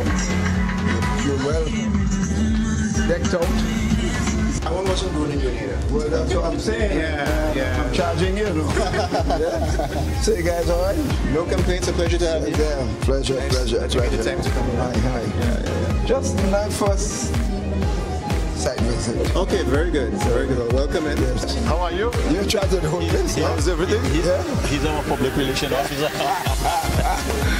What? All white, man? All white? We brought 4 top brands from Miami. Yeah. Here. Cotton Natural, they are in Miami. They are online also. And actually, they give us 30% for the Caribbean. So we have it cheaper than online themselves. Yes. Yeah. Yes, just for the beginning, you know. Yes. To give us support with that. To advertise it. Yes. So I'm actually been doing good. The people love it. You know, people come in. Yes. How are you? So all the sportsmen have to come here, right? Yes. Look at them already. How are you? Not bad. Is it good? Yes. Good to see you, man. Good to see you. So you're in charge, you know? Yes, this is Daniel. You're with the company before? Yes. As a new one. It's a new branch, yes. Branch in town. But they have branch in town, yeah? Yes, so this is a new store we opened. This is Mr. Daniel, who is... So you're the big man, eh? Genuinely so? Yes. I use the right word? Yes. All right. State of Affairs later chatted with Dr. Mitchell, who reacted positively to the new environment. My first impression is really that this place reminds me of any major mall or stores in New York, or Miami, or Washington, which I normally have visited and attempted to shop. So what it shows is that I don't necessarily have to go there to do the shopping and to get the quality of stuff that we see here. That's the first impression I get. The Prime Minister further added, it became clear to me that the expansion that we saw here today certainly would not have occurred if those who were involved in investing didn't see serious opportunities for profit based on their activity. It is clear that they have sensed what is taking place in this country economically. They have also sensed that people are looking for quality material in different levels, and what I see there is a showpiece that caters for all levels of persons. Those who are interested at one level will get what they need, and I think that to me is also a major lesson from what I see. It's also an indication of the employment opportunities being created, because every single one of those businesses that you see here is not just replacing from somewhere else, mostly so. They might have a few like that. The additional investment and so that means the additional job creation, which is sending the right message about development in the country, and of course what they hope for young people getting jobs. However, the genius behind the multi-million-dollar investment, Hassan Hadid, has described the current economic climate in Grenada as flourishing and positive. From a local investor point of view, is that we have seen the climate, we have seen the economic situation in Grenada is going up, and we came to the conclusion that it is the right time from an investor point of view to embark on the expansion of Spiceland Mall. And until today, we are confident that we have made the right decision. And we believe Grenada is continuing to develop and to grow economically. Asked why he chose to invest at this time, he replied, any investor must feel confident, right? That there's stability in the country. They have to feel that the government is pro-business. It doesn't matter which government is in power. And then you look for the signal to say, is there any development? And definitely there is development. And you go anywhere in Grenada. I mean, I travel all over Grenada, and I do see all sort of development, whether it is in the construction industry or the hotel industry and so on. And that is an indication that there's a confidence, not just in investors, but even in the average Grenadian individual. Because when a Grenadian decides to expand on his house, it's an indication of confidence, and that's what it is. The expansion at the mall has seen the incorporation of some new designs, styles and layout that are leaving new and returning nationals in amazement. Well, I think it's pretty impressive. Huh? Have an artistic background, an architectural background. I'm very impressed. The type of materials they use, the high level porcelain tiles and so on, the glass balustrade and so on. Very impressive. I mean, if you're in here, you could never tell if you're in New York or you're in Grenada. Simple. I mean, if you go outside, definitely you'll know. But once you're in here, I mean, even the sizes, I mean, this new wing is just add a lot of volume and most of our class, man. Meanwhile, business operators and investors are confident that the new home will be buzzing with economic activities soon, especially with the new outlook and variety being offered. I'm looking for a bright Christmas. Okay, this wing is fairly new, so people will come and they will look first to make sure the prices are right, and then they will come back to shop. So I'm looking for great things for this side of the mall for this year. Grenadian entrepreneur Lisa Herrera owns Saffron, the first and only coffee espresso shop at the mall. As you can see, we have a lot of different types of coffee and flavors, and I think it's going to catch on and do well, you know. Yeah, and so far it's doing well. We open on Monday. Okay, on Monday. Yes. Just Monday gone. Just Monday gone. All right. So three days now. This is the fourth day. Okay. But Well, so far so good. I am Kevin Frederick for State of Affairs. These are the images from across Grenada. This is State of Affairs. More stories from the heartland after this. Madam, what it is you doing there? You could hurt yourself and hurt the baby too, you know. Thank you, sir, for your concern, but I am in no distress. If you don't mind me asking, madam, what it is you carrying there? This is an LPG cylinder from Petro-Caribbean. Petro-Caribbean? LPG? So you don't know Petro-Caribbean selling cooking gas now? The bottle light and easy to handle. That is why even me could carry it with my big belly. And so the best part is the price better than the rest. Wow. Petro-Carib, energy for union, available at distributors and retailers across Grenada, Carriacou, and PT Martinique.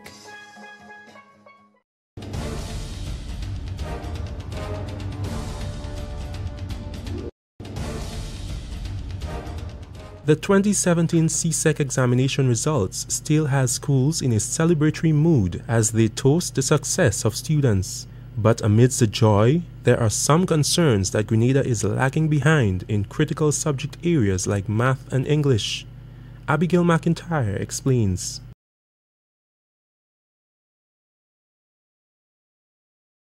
It was a long-anticipated wait as students from secondary schools across the Tri-Island state waited for results from the 2017 CSEC examination. But on Friday, the 18th of August, the wait was over, and news circulated that the Anglican High School topped the examination with 15 passes, 12 grade 1s and 3 grade 2s. When I first heard the results, I was at my neighbor's shop, and the results came across on either the 5 or 6 o'clock news, and I just happened to hear my name. So I ran to the radio just to hear it again, because it was just the headlines, and I heard the announce that Kimika Shelley Donnell was the top performer for the CSEC examinations, and I was completely overwhelmed, and I started to panic. My aunt had to hold me down. She sat on me. I couldn't breathe. Then I got up and I just ran home screaming, "Daddy, Daddy, Daddy." He's like, "What happened? What happened?" I said, "Daddy, I come first. Daddy, I come first." And he started crying. It was just a very overwhelming moment for all of us. Now, Kimika has, over the years, been showing that she has a lot of potential. And we're very happy that she showed that potential in this exam. The St. Mark Secondary School made a name for itself this year, securing the second place position in the exams. LJ Watts received 13 passes, 12 grade 1s and 1 grade 2. Just in shock. I couldn't believe it because it was something that I've worked hard for over the past 5 years. The student coming third hails from the Sister Isle of Carriacou. Making her school proud, Shaniza Steele has 15 subject passes, 11 grade 1s and 4 grade 2s. I expected great results because I knew I worked extremely hard, and all the long nights and early mornings would surely not go unpaid. When you look at the pass rate, Hillsborough Secondary had a pass rate of 88% this year, which was higher than St. Joseph Convent, PBC, Anglican High School. It had the second highest pass rate. And this is commendable. And as we all know, Hillsborough Secondary is also the champion, I think, in the Knowledge Bowl or one of those things. And very well in sports. So it tells us that we cannot single out certain schools and say, well, this is a better school than this school. And I think this is the point I want to make. Every school has the potential to do well. This year, 2,506 candidates registered to write the CSEC examinations. Of that number, 645 were private candidates and the others attending school. Largest entries were in English A, Math, Social Studies, Principle of Business, and Information Technology, while the lowest entries were Theatre Arts, Industrial Technology Mechanical, Additional Math, Religious Education, and Visual Arts. But this year, it was the technical and arts subjects that received the most passes. Subjects like Physical Education, Theatre Arts, Food and Nutrition, Technical Drawing, Principles of Business, and Family and Resource Management, to name a few. The traditional subjects like Math and English B, French, and Geography received the lowest pass rates. Above all, 2017 saw the lowest pass rate for the CSEC examination at 67.36%, whereas in 2016, the rate stood at 69.78% and 70.8% in 2015. This is alarming for the officials from the Ministry of Education. The intention should be to improve, not any kind of reversal of performance, and this to me is not good. Minister Boson is particularly concerned about the performance in math and English. Because we know that maths and English, or literacy and numeracy, are the two key pillars of the education system. And if we are not doing well in those two areas, it means that overall we can't be doing. And this is of concern to us, that we have to do some investigation to find out why our students are not doing well. Above all, the students are excited to get started on the next level in their lives as they pursue their dreams. I like being a leader and executing my own ideas, and I have a lot of vision, so I just like to bring those forward. Well, right now I want to be a general engineer. I'm also studying to be a chemist, a physicist, as well as a marine biologist. I also want to become a doctor and a pilot. It sounds like a lot of things that I have to work on, but I'm sure I'll get there. Well, my future aspiration is to become a doctor, and I have applied for St. George's University approximately 3 weeks ago, and I have to just send in my CXC results, and will be awaiting acceptance. So when I get accepted, I'll be attending school in January of 2018, and I'll be doing the biology undergraduate program as a stepping stone in achieving my career to become a medical doctor. For State of Affairs, I am Abigail McIntyre. This is the Grenadian reality. This is our current state of affairs.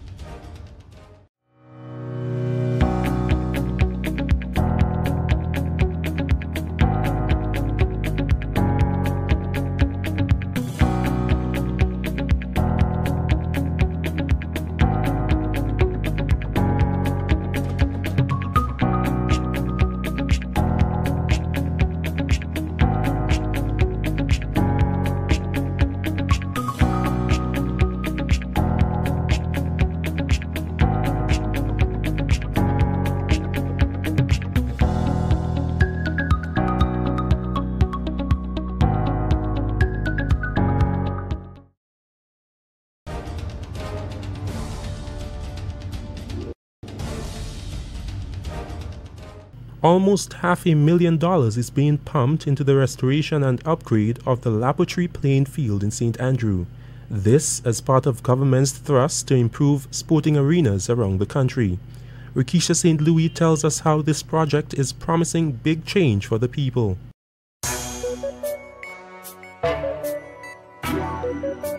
Excitement builds within the village of La Poterie as the government delivers on yet another promise to upgrade the current playing field. The Keith Mitchell-led administration has, since it assumed office in 2013, been putting a lot of emphasis on upgrading playing fields and sporting facilities across the Tri-Island state.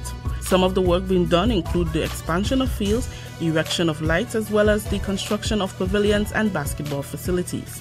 Work on the field has already commenced with an anticipated completion period of 3 to 4 months. State of Affairs recently journeyed to the project site with Sports Minister Honorable Roland Bola and other senior sports officials. As a government and a ministry in particular, we hold the philosophy that we have a lot of raw talent in Grenada in different sporting disciplines. And that one of the things that will help harness those kind of talents and expose them and have them up to the level to compete at a regional and international level is ensuring that we have proper playing surfaces and surfaces where our athletes can find more time. So for example, if you have a playing field that is lit, one of your athletes, if they are a student for example, would have sufficient time for school, get home, do their homework and so, and at 6:30 or 7 o'clock in the night, because the facility is lighted, they can do an hour or 2 hours of practice. So that's a philosophy that we hold and we are working towards that. I must say though that we probably would have liked to have much more fields or facilities, be it hard court or playing field or so, in a better condition by now, more of them being lighted up, inclusive of the National Cricket Stadium. But we are working towards it. It's a slow march, but we are progressing, and we do believe that over time we'll be able to have all our major fields lighted up so that our athletes can have the opportunity that they deserve. We're looking at expanding the playing surface here as a playing field, and at the same time trying to get it leveled, because it was kind of sloped in a way. Was not a full-size field, so even when the school from Tivoli was having the annual athletics meet, they weren't able to get a full 100 meters across the field, and in trying to get 200 meters or so, they had to run up and down the hill. The project will be done in 4 phases and will cost approximately $400,000. The National Lotteries Authority and the Government of Grenada will be funding the project. The field will be basically 300-meter athletic track, you could take that. The distance, it will be 120 by 110. That means we'll take a standard football field. So GFA could have matches here, so that's wonderful. The cricket field, you'll have a good 2 cricket turf. And for the community, I think as we listened before, you heard the excitement of the community and all the other stakeholders on board. It will serve now not only the community of Poterie, but all the surrounding. Once completed, cricketers, basketballers, footballers and athletes will be more comfortable, and therefore much more can be expected from our local sportsmen and women. Well, definitely this ground is going to be used for the community sporting program.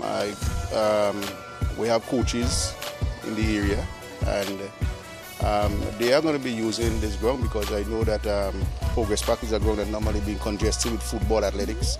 So once here is completed, our cricketers are going to have another area where they're going to be able to express themselves and express themselves properly, because the bigger the ground is always better for cricketers. Good field equal better playing surface, better players. So we're all excited. We expect to see more competition here. At the end of it, we heard of, this is phase 1, so we'll heard of the addition of maybe a basketball court. So it's a full project, and we are excited in Ministry of Sport, and we support our minister. And we are here from the Ministry of Sports partly every week with our technical support team to make sure that the work, is done to standard, and the field will be up to mark as all our other fields in the island. Cummins says in a few months the La Poterie facility will join the rank and file of grounds that are up to standard in Grenada. He anticipates that a visiting international cricket team will get to test the new cricket turf. Expanding the park here in La Poterie just is saying to us here in Grenada that we have another cricket ground, because the size that that is showing here, from where it was and what it's going to be, it is clearly telling us that in St. Andrews, we already have Progress Park as an international ground. We have Grenville, we have Pulse, and this cricket ground, this ground here is additional for what we're going to have for cricket. And just looking at what I'm seeing here, I'm already start putting plans in place for when the English team, schools come in, that La Poterie will get a share of it. One aspect of the project is the construction of a Kalinago house.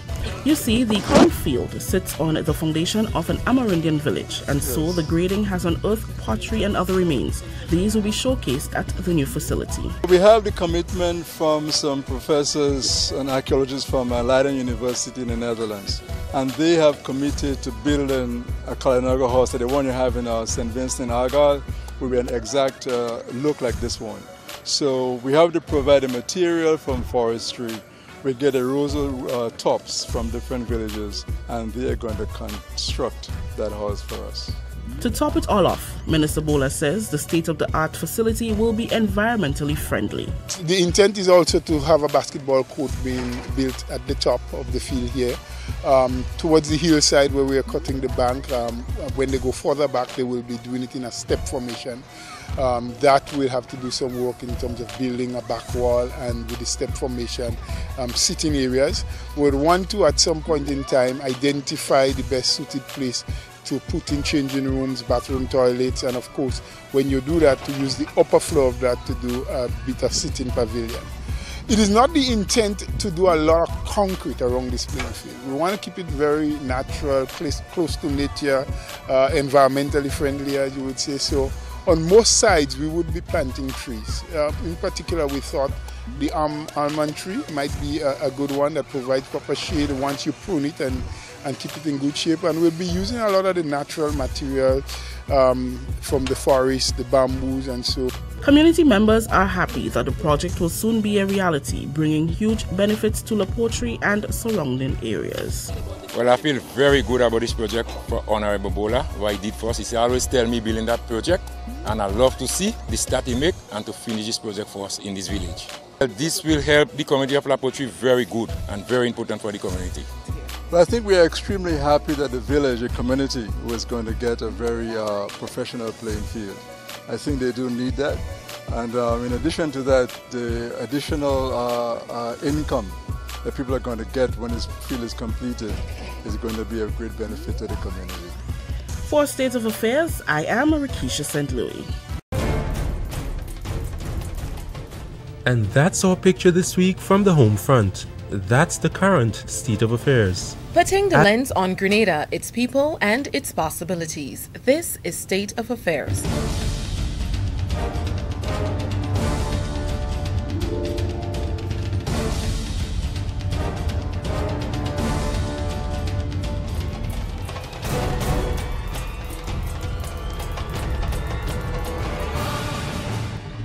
Reporting this week, I am Abigail McIntyre. Work progresses on the new Houses of Parliament building. See the development thus far. Youth Minister pleased with performance of Imani trainees placed at the General Hospital. Here are the stories of young people whose lives have changed for the better. And government seeks suggestions from agriculture workers and officials about the way forward for the industry. Find out how in another budget update. Rakisha St. Louis, June Paul, and myself all report from the Grenada heartland when we come back.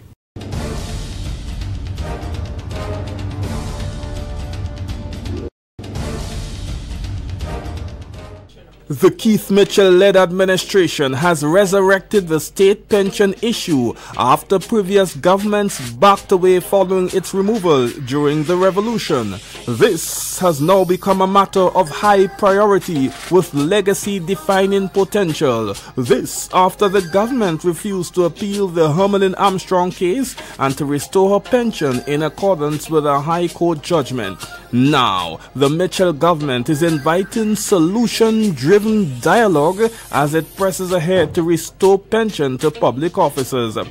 Cartack has been contracted to provide possible solutions. A pension consultant from Washington is also on the case. The IMF has pledged technical support, and government is urging stakeholders and union leaders in particular to come to the table. The Mitchell government is appealing for solution-driven dialogue designed to restore state pension to public officers.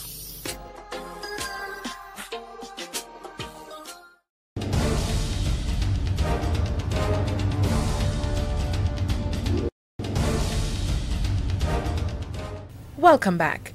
The Grenada Parliament's building is well on its way to completion. In this Rakisha St. Louis report, we learn of what has been done thus far and what's left to do.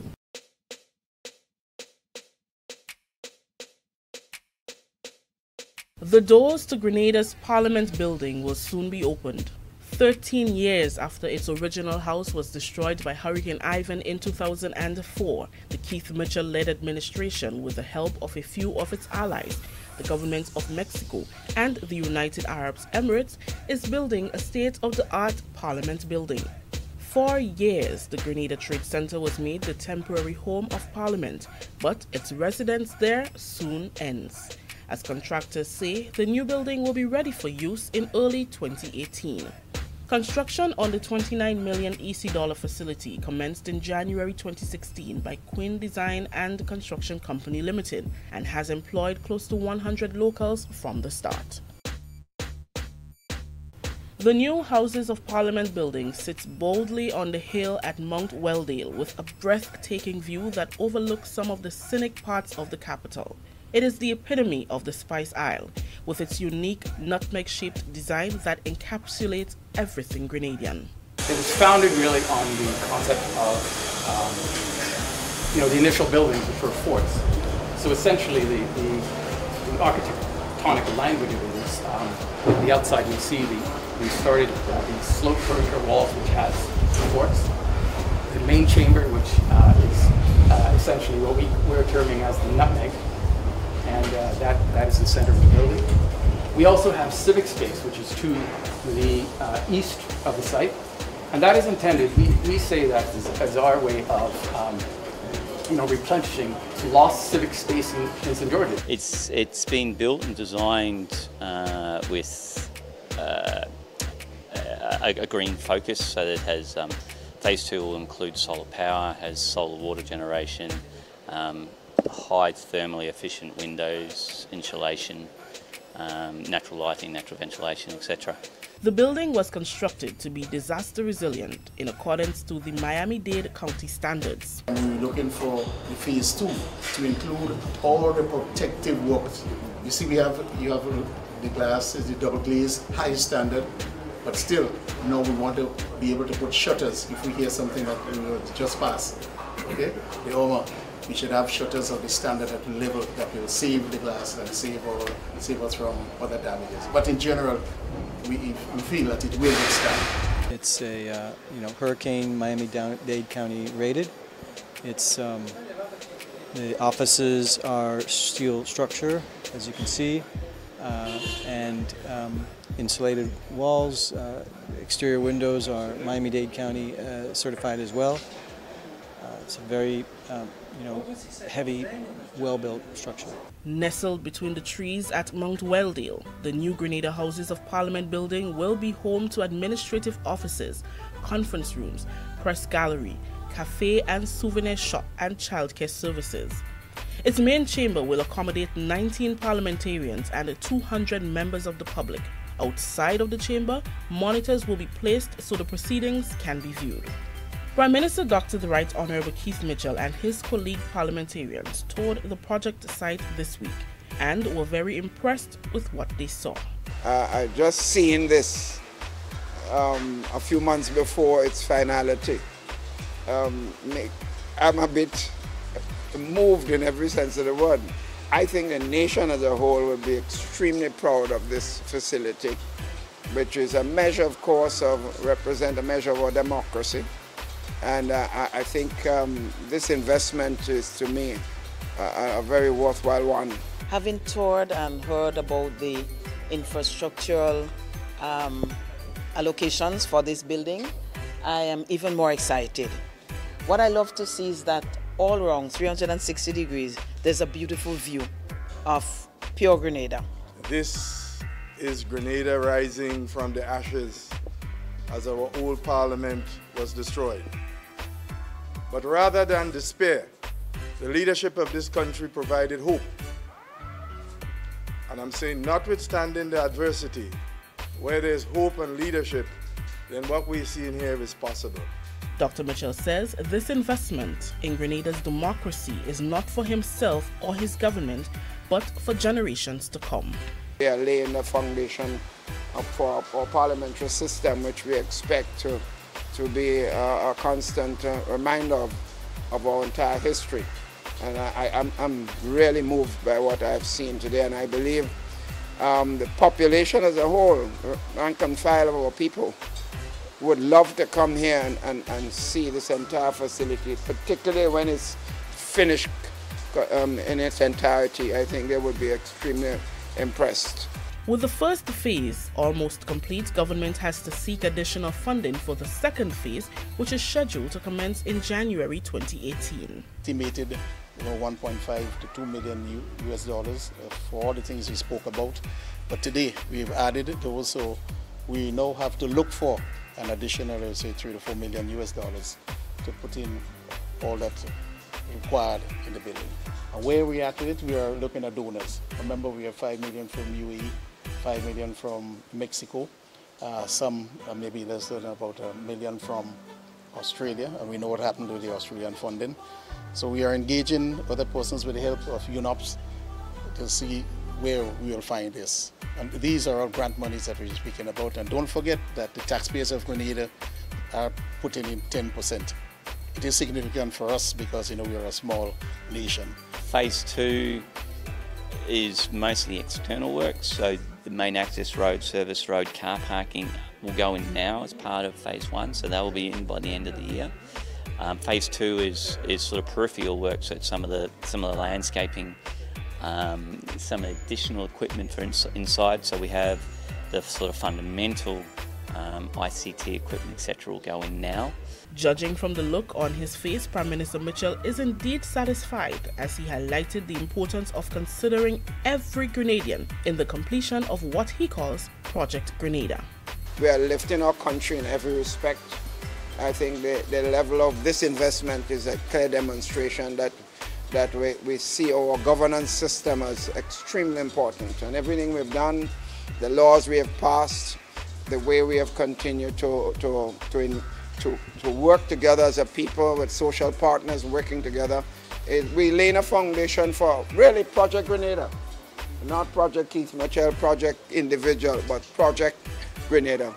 Standing on the rooftop of the Grenada Houses of Parliament building, as you can see, it is not yet complete, but once it is, hopes are high that it will be a state-of-the-art facility.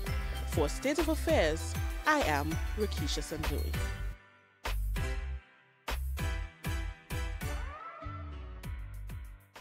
These are the images from across Grenada. This is State of Affairs. More stories from the heartland after this. Madam, what it is you doing there? You could hurt yourself and hurt the baby too, Thank you, sir, for your concern, but I am in no distress. If you don't mind me asking, madam, what it is you carrying there? This is an LPG cylinder from Petro-Caribbean. Petro-Caribbean? LPG? So you don't know Petro-Caribbean selling cooking gas now? The bottle light and easy to handle. That is why even me could carry it with my big belly. And sir, the best part is the price better than the rest. Wow. Petro-Caribbean, energy for union, available at distributors and retailers across Grenada, Carriacou, and PT Martinique.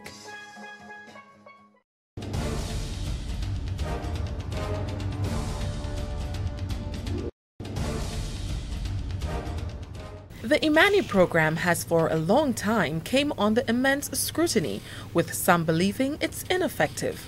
But on a recent visit to the General Hospital, Youth Minister Senator Pamela Moses proved otherwise. June Paul has the story. Senator Pamela Moses, Minister of Youth, Last Friday, met with Imani trainees and HOPE participants at the workstation at the General Hospital. Good to see you. Nice seeing you too. One of our hardest workers here. I know she works so hard. Very hard. Yeah. Well, you know, I told you all I would come by to visit. Okay. You know, and we're here today because, like I told you all when you came to visit me, that I wanted the nation to know how hard you all work here. I wanted the nation to know all the contribution that you're making. But most importantly, I want the nation to see how you feel about your work and how positive and, you know, enthusiastic you are about what you do. Okay. And, you know, we're just here for you to share. My name is Elisa. I'm a dietary aide assigned to the General Hospital, a female surgical ward. I have been here for the past 5 years. One of the longest dietary aide. We assist with breakfast, lunch, and supper. How you doing, my I'm dear? good, I'm good. Good to meet you. Nice. Pleasure is all mine. Wonderful. Well, Yes. we met before already. Of course. Yes. Mhm. And like you know, we're here to visit. And we want you to share with us what it is that you do here at the hospital. You know, so that the nation could know what a significant contribution you're making as Imani trainees to the development of this country. Okay. I first entered the program from the beginning.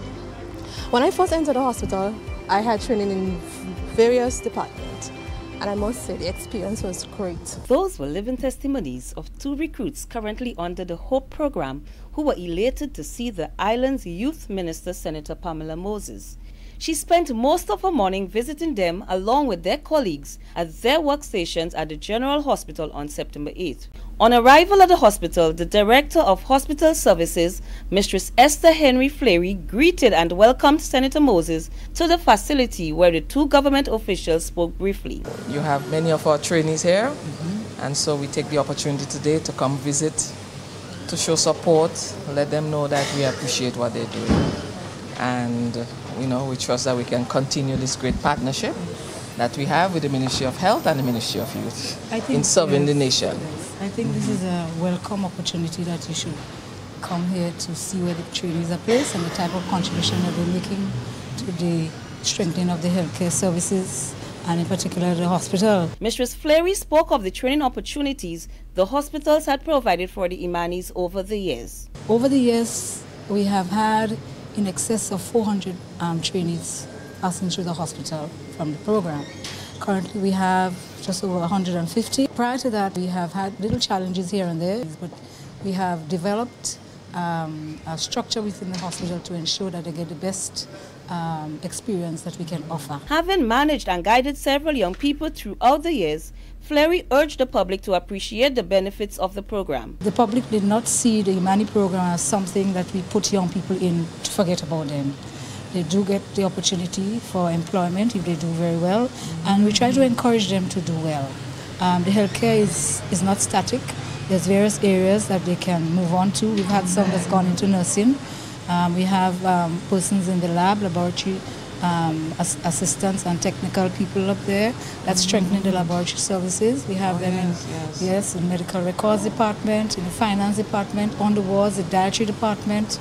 So they have been able to, to really strengthen the hospital services, particularly supporting the work of the nurses. If you recall, prior to the program coming on stream, the nurses had to be responsible for feeding the patients, doing the pantry work and so on. But now nurses have been relieved of that by the inclusion of the dietary aides who support the patient in terms of making sure that they have their meals on time.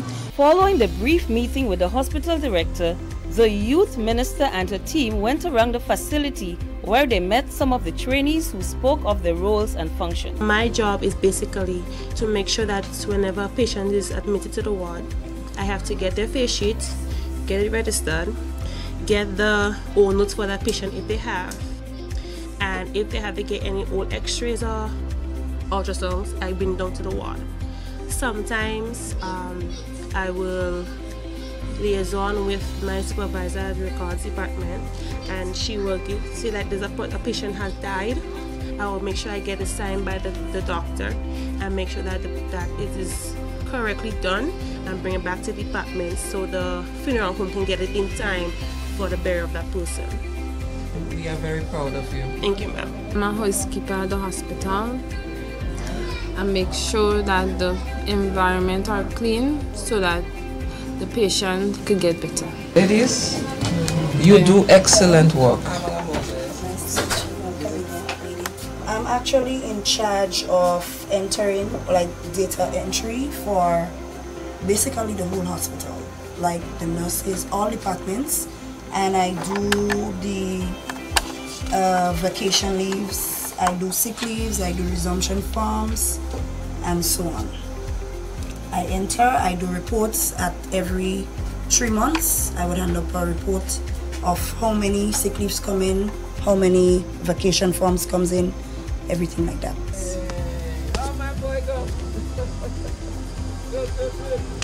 It's been a great joy for me, for the most part of it, because I get to meet other people and see what goes around in the hospital itself. Yeah. Knowing that this is your field lady here, how do you feel meeting her and seeing you at work? Great. I'm happy to see you here as well. Marlon, you now do carpentry, right? Yeah.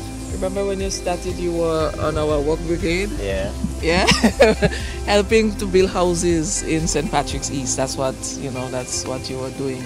And you realize how life is. You're now at the hospital and that's what you're doing. Yeah. Yeah?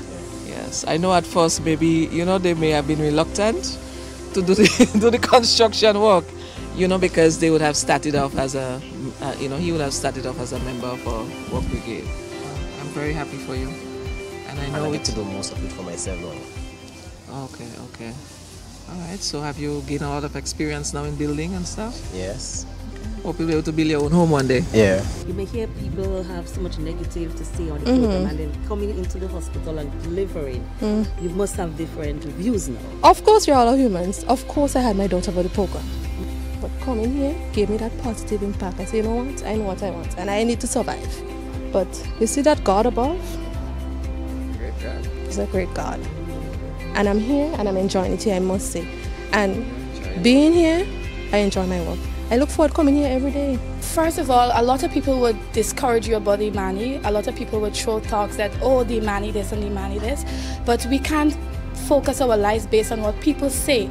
It's very important that we take bold steps, because it's a very, very good program, and I encourage everybody to come in and do their best at the program. I was kind of skeptical about the program because I heard about the program before. It wasn't actually Imani, but I heard about other programs that was established and fell. So I was kind of skeptical, but I'm like saying to myself, you know what? I need something to go by. I have kids that I have to send to school, pay school fees, do things, take care of my home. So I'm like, you know what? It might be small, the payment might be small, but I'm going into this thing with everything I have. As I see this program, it's a stepping stone for our young people. A lot of us have a lot of education. We can't really get jobs as we want. So this might be a step forward. On completion of the exercise, Senator Moses told State of Affairs, although the visit was overdue, it was a wonderful experience and the trainees themselves were extremely happy.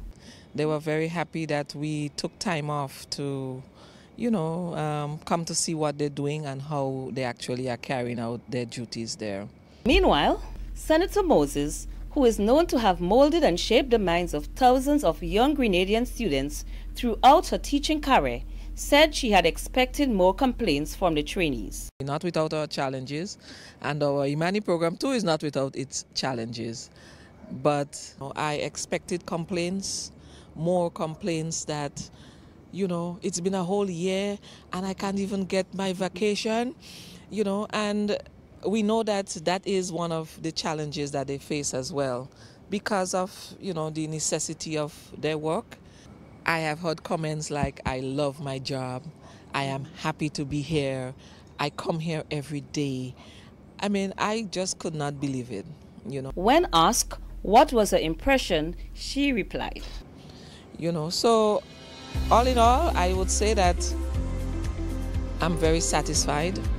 that despite all the challenges we have, both in the Ministry of Youth and the Ministry of Health at the hospital, that the 150 Imani trainees that we have up there, learning how to serve the nation during their time of ill health, I really want to say that I'm satisfied that they are comfortable.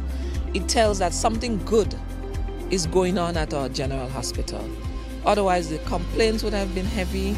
The natural enthusiasm would not have been there. And I heard trainees saying that I am here every day. I work from 7 a.m. to 7 p.m. and I come every day. I just really want to commend the management at the hospital. I just want to encourage them to keep on managing our trainees, keep on empowering them, keep on motivating them. And another thing I discovered, our trainees are very intellectual. I look forward to many of them going on to become nurses and the future doctors at that very hospital, because I think that they would have learned the value of good customer care.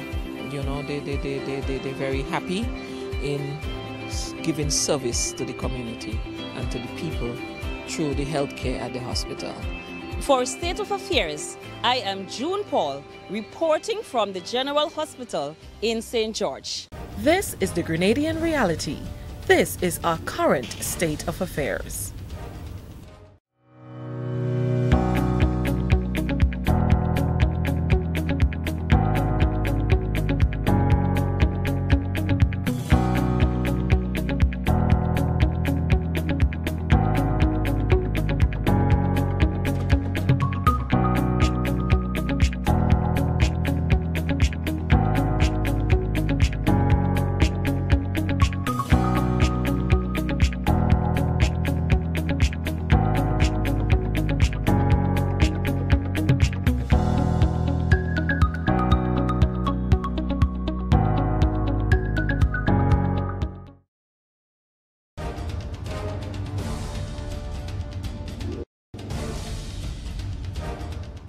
The budget conversation continues as government gets ready to present to the nation the estimates of revenue and expenditure. A recent meeting with agriculture officials and workers proved fruitful. We are in the process of preparing the 2018 budget. And the primary focus, the primary purpose of this engagement here is to hear from you as regards to what you think should go into the 2018 budget that would be able to assist the farming community. And so the budget consultation caravan continues, this time at Baines Hall, Grenville, St. Andrew, where officials from the farming and fishing community got the opportunity to make suggestions and recommendations for the way forward for the sector. The agriculture sector is important for rural employment and income. Thirdly, the sector is important as a means for earning foreign exchange. The agriculture sector is a major player in the sustainable development of the country. Food security, jobs, and foreign exchange earnings are just a few benefits this sector offers. But like all else, the agriculture industry is laden with many challenges that began as far back as Hurricane Ivan in 2004, when 95% of crops were destroyed. It has been an uphill battle since to get the industry back to pre-Ivan performance levels. In 2016, the sector saw a 14% decline. The sector shrunk, it declined by as much as 14%. So that's a huge contraction in the sector. That was largely explained by the fact of drought in 2016. Both farmers and industry experts are hopeful that the tide can change for this sector, with government playing a key role. One of the suggestions coming out of the consultation with farmers and fisherfolk is having animal feed subsidized. According to farmers, the cost is too high. If agriculture and if poultry is so important to this country, why the government cannot control everything? So if you is a private man and you want to bring in fertilizer, this is the cost you pay. And if the government is bringing it in through some farmers association or whatever, then it is much cheaper. As we speak, we are importing 60 million pounds of chicken each year, and it is rising. Then if the poultry farmer here can get a little slice of this, then you can only imagine what this nation will be like. So I am asking on the behalf of all the farmers who are interested in poultry and what have you, to ask the government to do that for us.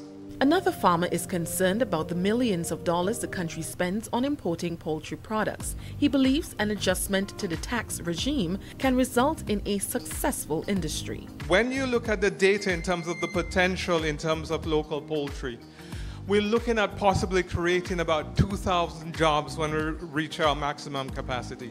That's a tremendous amount of jobs that's done by ourselves, because sometimes the impression that I get is that we need foreign direct investment in order to create jobs.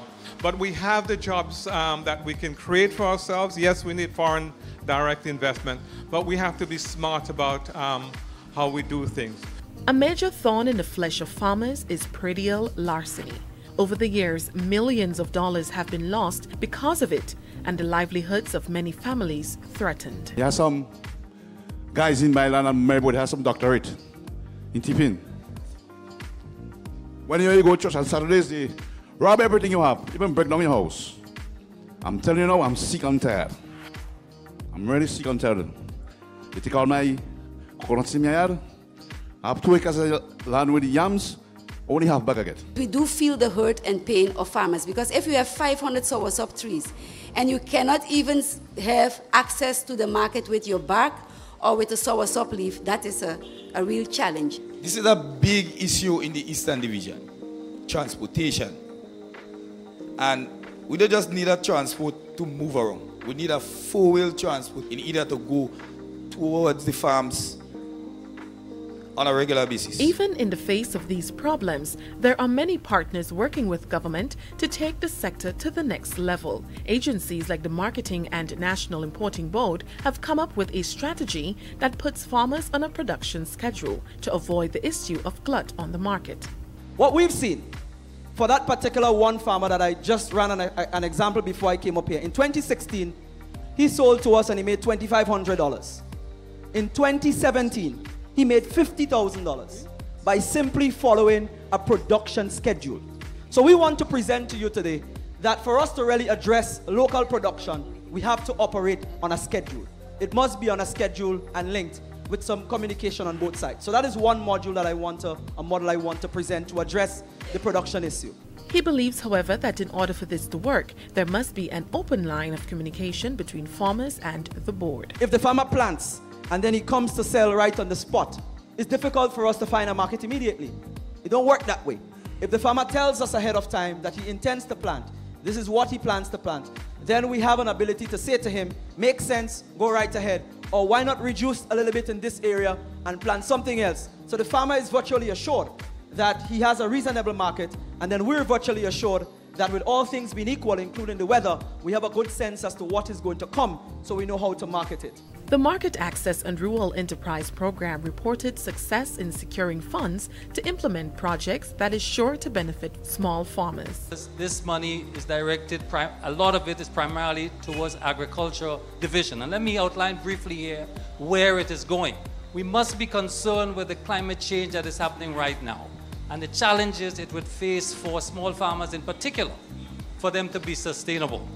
And therefore, a lot of this funds is directed to the small farmers, not to all farmers, to the small rural farmers in particular, dealing with matters of water management, drainage, irrigation, storage, and most important, we heard about the problem with accessing loan from banks. Small farmers would be able to get grants of up to about $8,000 US, about $21,000 Eastern Caribbean dollars. Looking ahead, it's clear that the road will be a tough one to travel, but farmers, government and its partners are ready to do what they can to up the sector's performance strategically.